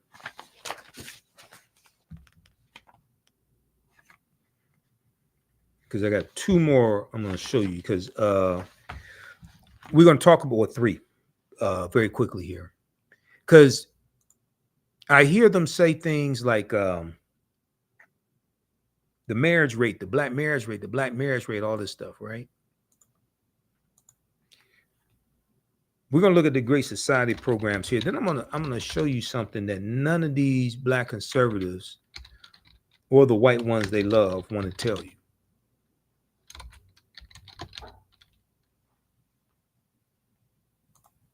Great Society program. This is at history.com, official website of the History Channel.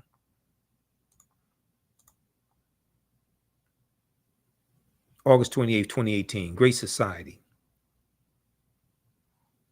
In a nutshell, okay, it takes you through, it talks about the Great of what they were.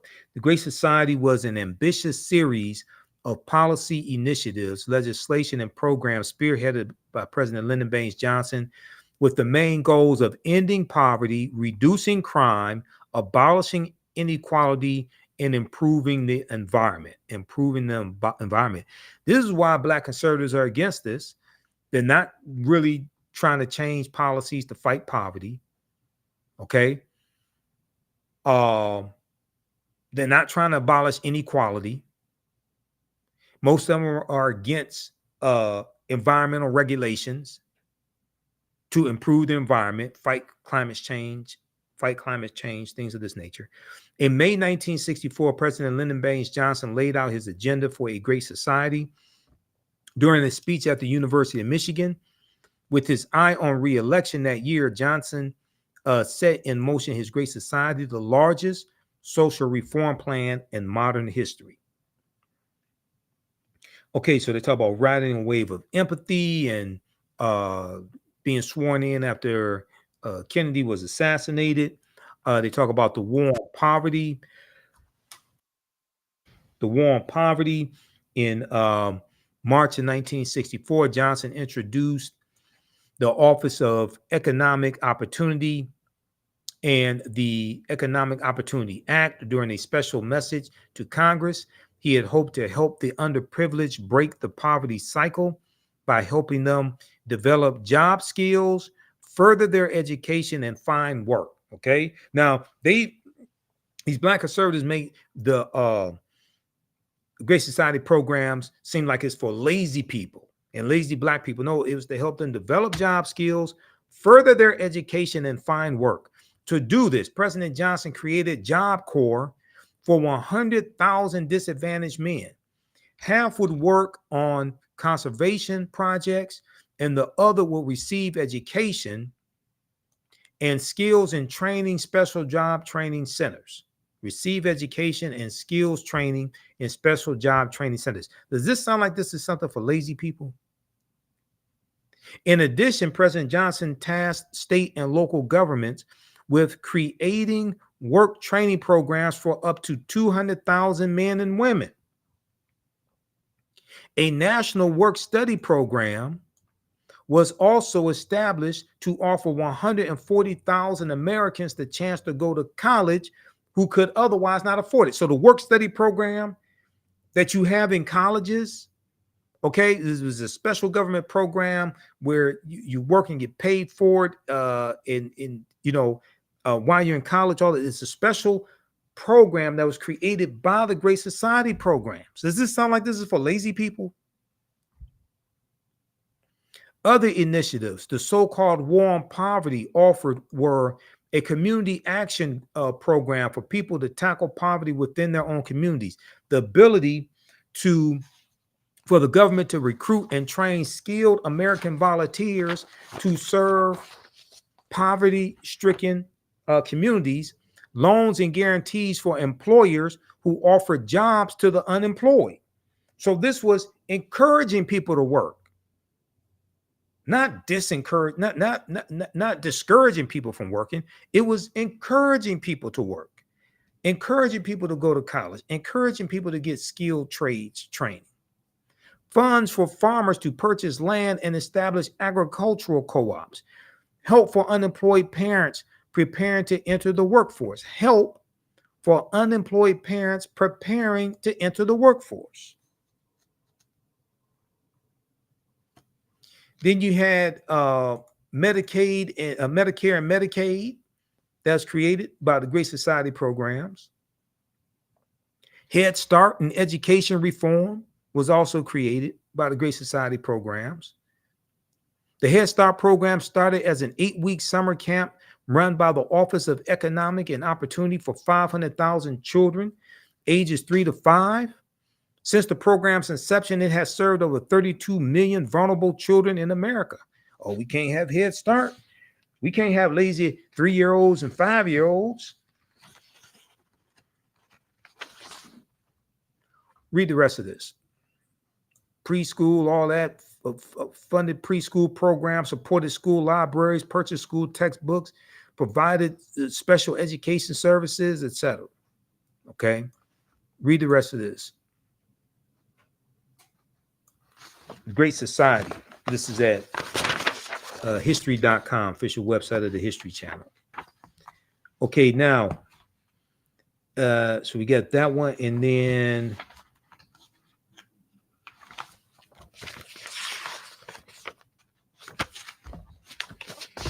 this one here is from snaptohealth.org. Snaptohealth.org, and it gives a timeline of the history of welfare.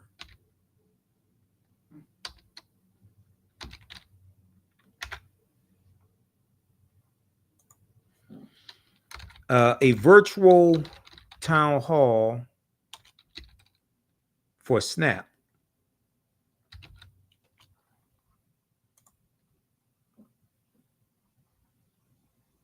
And deals with the history of WIC, all of that right here. And how WIC was overhauled under the Richard Nixon administration.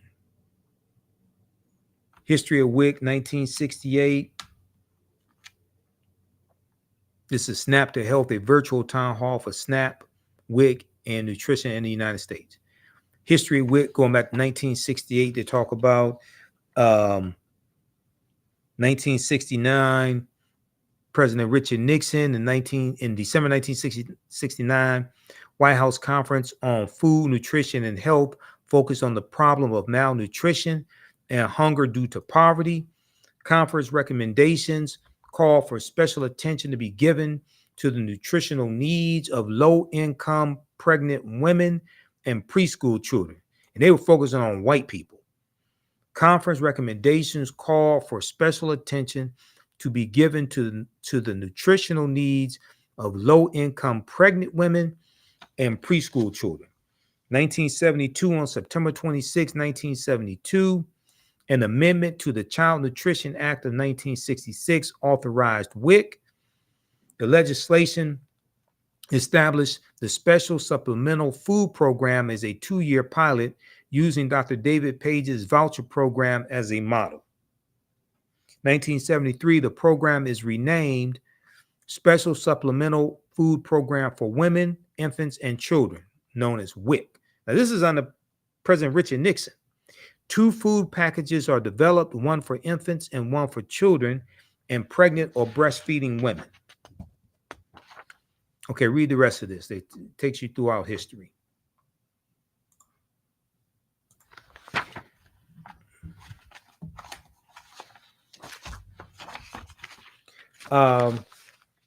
So they like to talk about the marriage rates and things like that, and black people not getting married and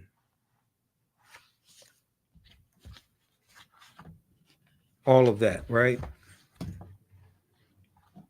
And then they blame the Great Society programs, which were helping largely white people. They blame the Great Society programs and say this broke up the black family.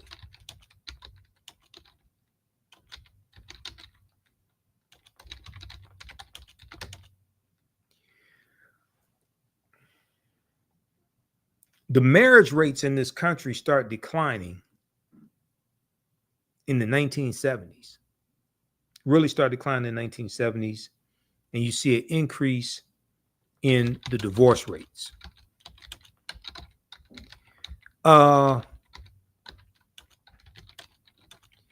Do you know what law made it easier to get a divorce in the U.S.?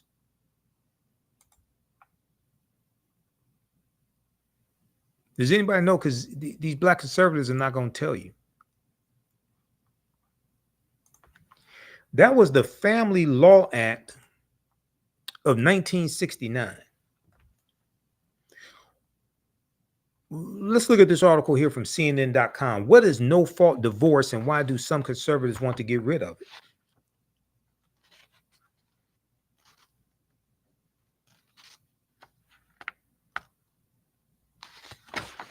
For the sake of time, we're going to go right to this right here. What is the history of no-fault divorce in the United States? No-fault divorce was first legalized in California in 1969 by then Governor Ronald Reagan, who would eventually become the first U.S. president who had been divorced. Former President Donald Trump was the second. By 2010, every state had legalized a no-fault divorce option. Governor Ronald Reagan signed into law in 1969 what was known as the Family Law Act of 1969, which made it easier to get a divorce, and you got what's called a no-fault divorce based upon irreconcilable differences. That was signed into law by Governor Ronald Reagan. Versions of that law were adopted by the other states. This is why the divorce rate started falling. It started with Republicans. Before this option, an at-fault divorce was the only recourse for a broken union. This led to complications for couples whose situation, for one reason or another, did not fit the required legal procedure. Couples who wanted a divorce were all but forced by the law to create some sort of fault-based scenario. It was not uncommon for couples to concoct scenarios that would feign adultery or for one party to move across state lines to fulfill legal requirements for fault claims like abandonment. Migratory divorce, where a couple would move together to a state with no fault divorce laws, was common. In fact, these methods were so widespread that to a lot of legal experts, a solution like no-fault divorce was necessary to make the system work again. The National Association of Women Lawyers championed no-fault divorce solutions throughout the first half of the 20th century. Read the rest of this article. That goes back to Ronald Reagan, Republican. 1969, the Family Law Act of 1969.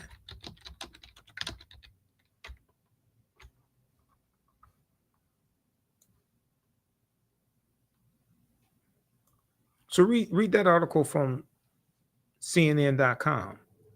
What is no-fault divorce and why do some conservatives want to get rid of it? It's from November 27th, 2023. Interesting how these conservatives don't want to tell you all this. So you have them saying the divorce rate, and black families are together, things like this. They want to blame Lyndon Johnson. Don't want to tell you that what really contributed to divorce rates was the Family Law Act of 1969 coming out of California, signed a law by Republican Ronald Reagan.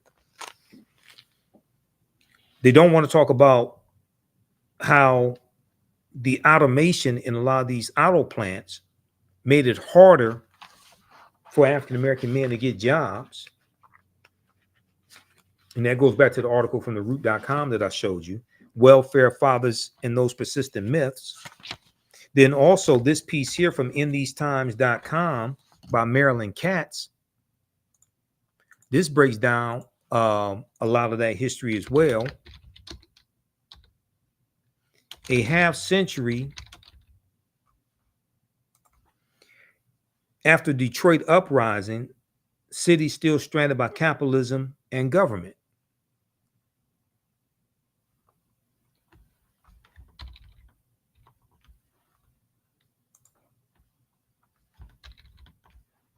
This piece right here, which takes you through some of the history of Detroit and the deindustrialization of Detroit.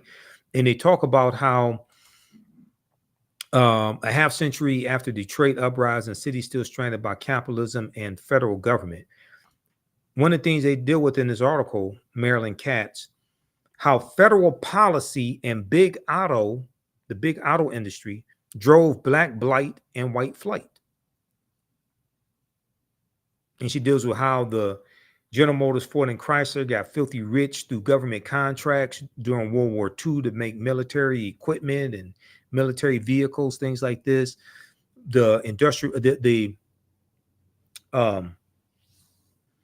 expressways run through African American communities in the 1950s and 60s, wiping out homes, wiping out businesses that we had. Then the new factories are built. The factories are being moved from the inner city out to the suburbs. And when these factories are being built out in the suburbs, they're built on what's called sprawling horizontal campuses. Sprawling horizontal campuses on former farmland in the Detroit suburbs and in Ohio, Indiana, and Canada. Between 1947 and 1958, the Big Three built 25 new factories. None of them were in Detroit.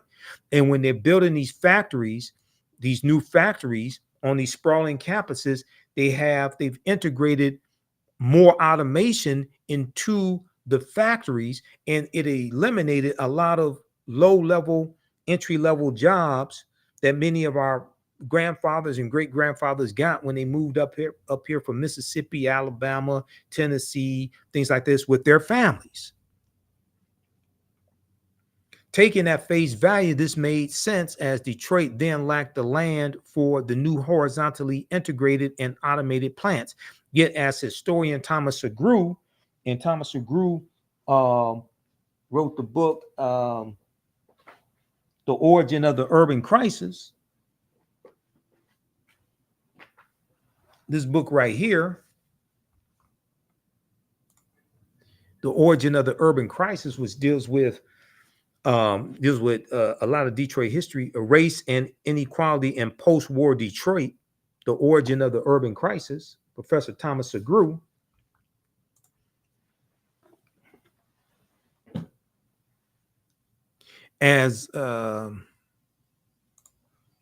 Yet, as historian Thomas Segru and others point out, it was also a way for the auto companies to weaken the UAW, which had won unprecedented victories during the war years, World War II. And with the auto industry went the jobs. In 1960, only Chrysler produced cars in Detroit. Its 60,000 Detroit workers represented only half of those employed just a decade earlier.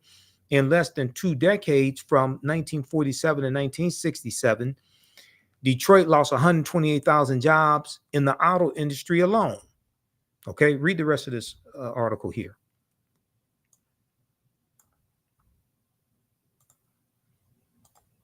Then they like to talk about the war on drugs and the 94 crime bill and all this stuff, right?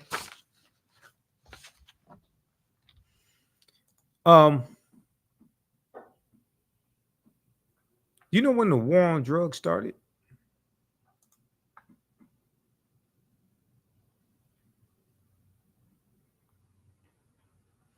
So I thought I got to go to, I think that's, is that on the Black resistance movements? I think it is. The war on drugs was declared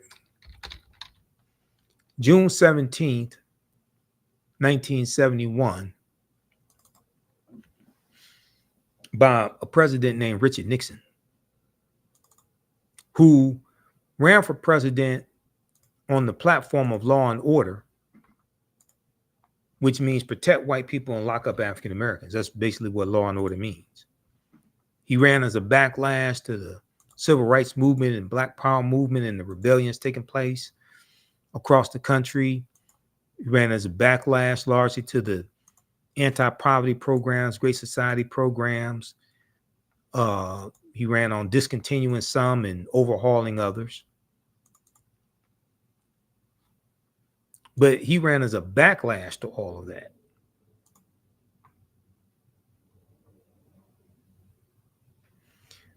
There was the article from Harper's Bazaar Weekly, and it was from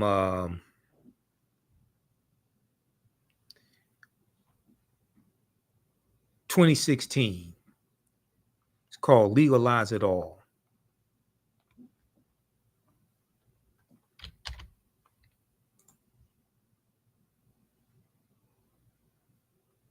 It's called Legalize It All. And in the article, and I want to pull this up here, they talk about how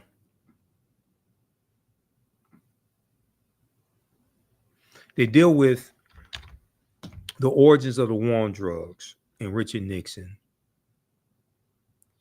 And it dealt with an interview that John Ehrlichman, who was Richard Nixon's domestic policy advisor,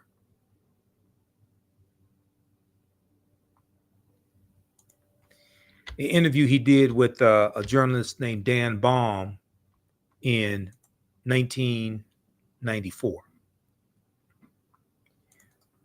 All the news outlets had stories about this. And John Ehrlichman talked about what the war on drugs was really about and how it targeted African Americans and the anti-war effort, and the hippies.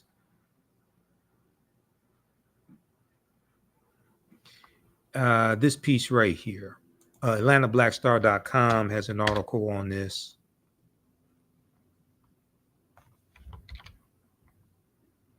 I was trying to bring up my slides also, because I have this in some of my presentations.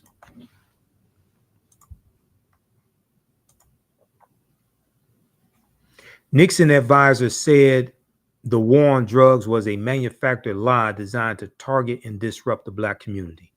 March 23rd, 2016, AtlantaBlackStar.com. Here's a picture of John Ehrlichman and Richard Nixon. Picture from 1972. The name of the article from Harper's Magazine was called Legalize It All. I'm gonna try to pull up that piece because they go through and really explain this.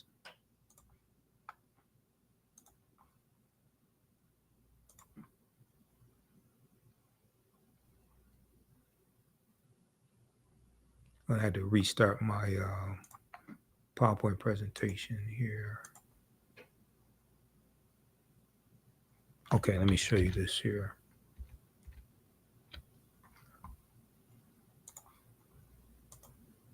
I'm gonna go to a slide from one of my presentations because I did a lecture back in 2016 dealing with the history of the war on drugs. So I did a lot of research on this.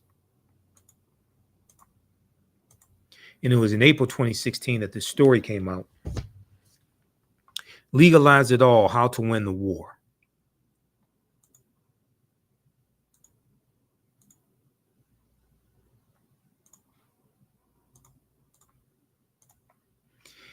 In Legalize It All, the April 2016 cover story of Harper's Magazine, journalist Dan Baum let's go to this. Journalist Dan Baum, B-A-U-M, author of Smoke and Mirrors, The War on Drugs and the Politics of Failure, discusses his 1994 interview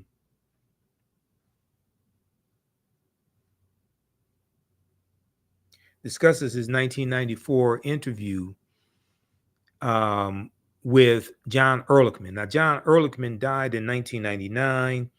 He was President. He was President Richard Nixon's chief domestic policy advisor, and had spent 18 months behind bars for conspiracy to obstruct justice and perjury as a result of the Watergate cover-up. Read the article from AtlantaBlackStar.com. Nixon advisor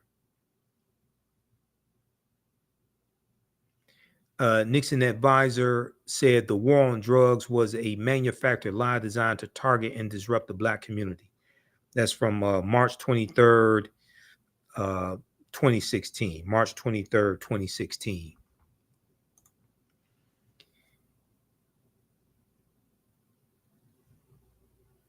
How did the United States entangle itself in a policy of drug prohibition that has yielded so much misery and so few good results?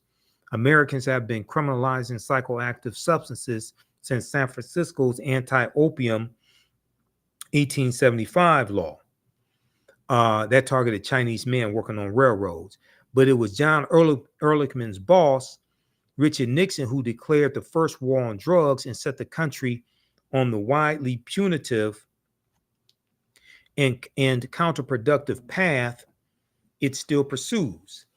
I had tracked Ehrlichman, who had been Nixon's domestic policy advisor, to an engineering firm in Atlanta where he was working on minority recruitment.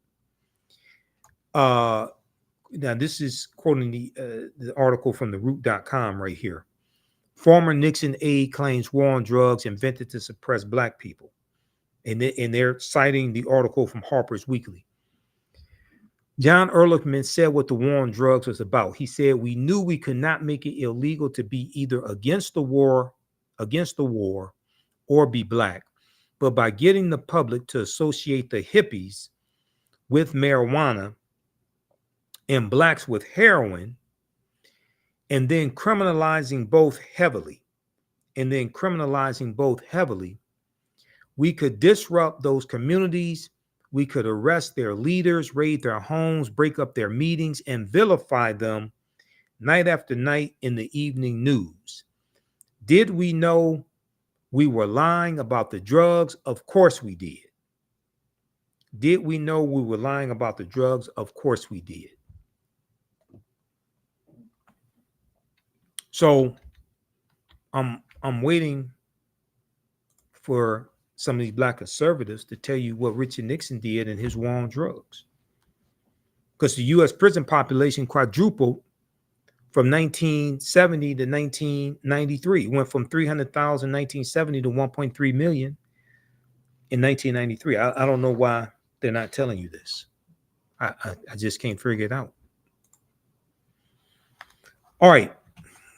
So also, you can read this piece here dealing with Jim Crow laws and the history of Jim Crow laws. Let's see, this is a good one here. Yeah, right here. Jim Crow laws from history.com.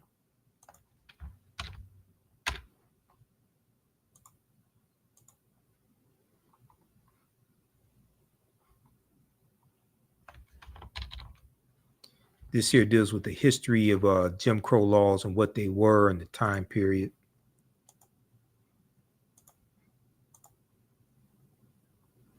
So you can read this.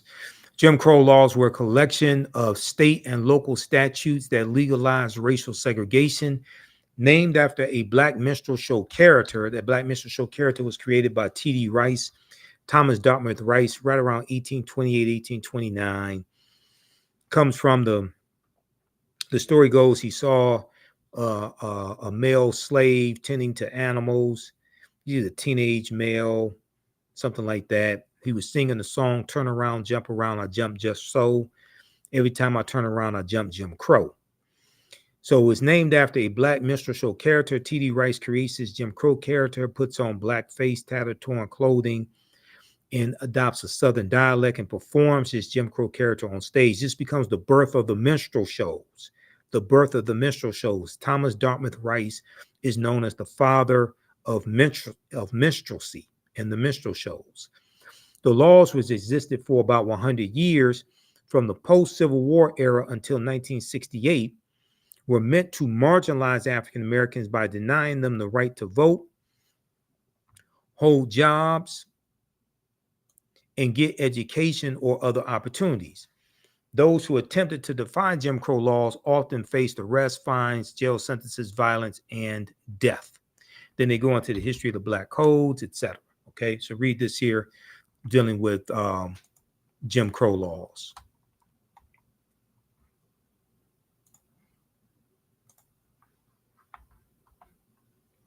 That's at history.com. There's also another really good piece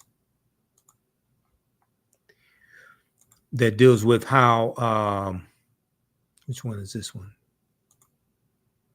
Yeah. How Jim Crow laws suppressed the African American vote for generations.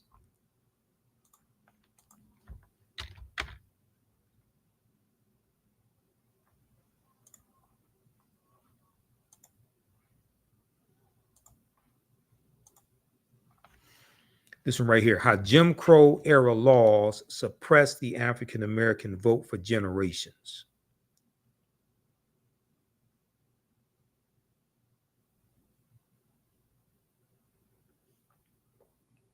In the wake of the passage of the 15th Amendment and Reconstruction, several Southern states enacted laws that restricted Black Americans' access to voting. This is from August 8th, 2023. It was last updated. So read this one here. Welcome to Sapphire. Takes you through history. Talks about the 15th Amendment, all of this. Mississippi State Constitution, Mississippi State Convention, 1890. Right here, we came here to exclude the Negro.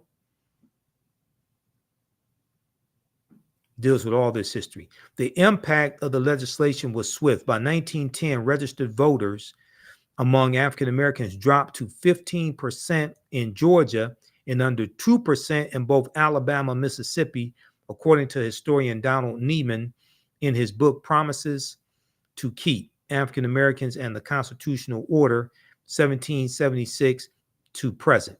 Then you had Williams versus Mississippi, U.S. Supreme Court case of 1898 that challenged the poll taxes, and the U.S. Supreme Court upheld the state poll taxes in Mississippi, the disenfranchisement clauses, grandfather clauses, and literacy tests on the basis that the new Constitution did not discriminate between the races, and it has been shown that their actual administration was not evil, only that evil was possible under them. This is what the U.S. Supreme Court ruled when we challenged these laws. This is 2 years after Plessy versus Ferguson.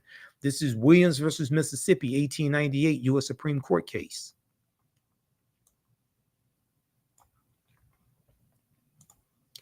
All right, look, that's going to do it for us. Visit our website, AfricanHistoryNetwork.com. AfricanHistoryNetwork.com. You can support the African History Network $ the AHN Show through Cash App and through PayPal, paypal.me/the AHN Show. Join me in Detroit at the Juneteenth events, the 14th, 15th, and 16th. Juneteenth, JubileeDET.com. Register for my online classes. Next class is Saturday, June 22nd, 4 p.m. Eastern Standard Time. Ancient Kemet, the Moors, and the Ma'afa. Understanding the transatlantic slave trade, what they didn't teach you in school. Register here. As soon as you register, you can watch the previous classes that are archived, download a lesson plan that I put together. Register for my new class. Starts Sunday, June 23rd, 4 p.m. Eastern Standard Time. Black resistance movements, Haitian Revolution, U.S. Civil War, Civil Rights Movement, Black Power Movement, 1800 to 1968. Click here to register for the full class. Click here to register for the bundle for both courses. Okay. This content is PG-13. You can use this with your children. It's not overly graphic or anything like that. Okay.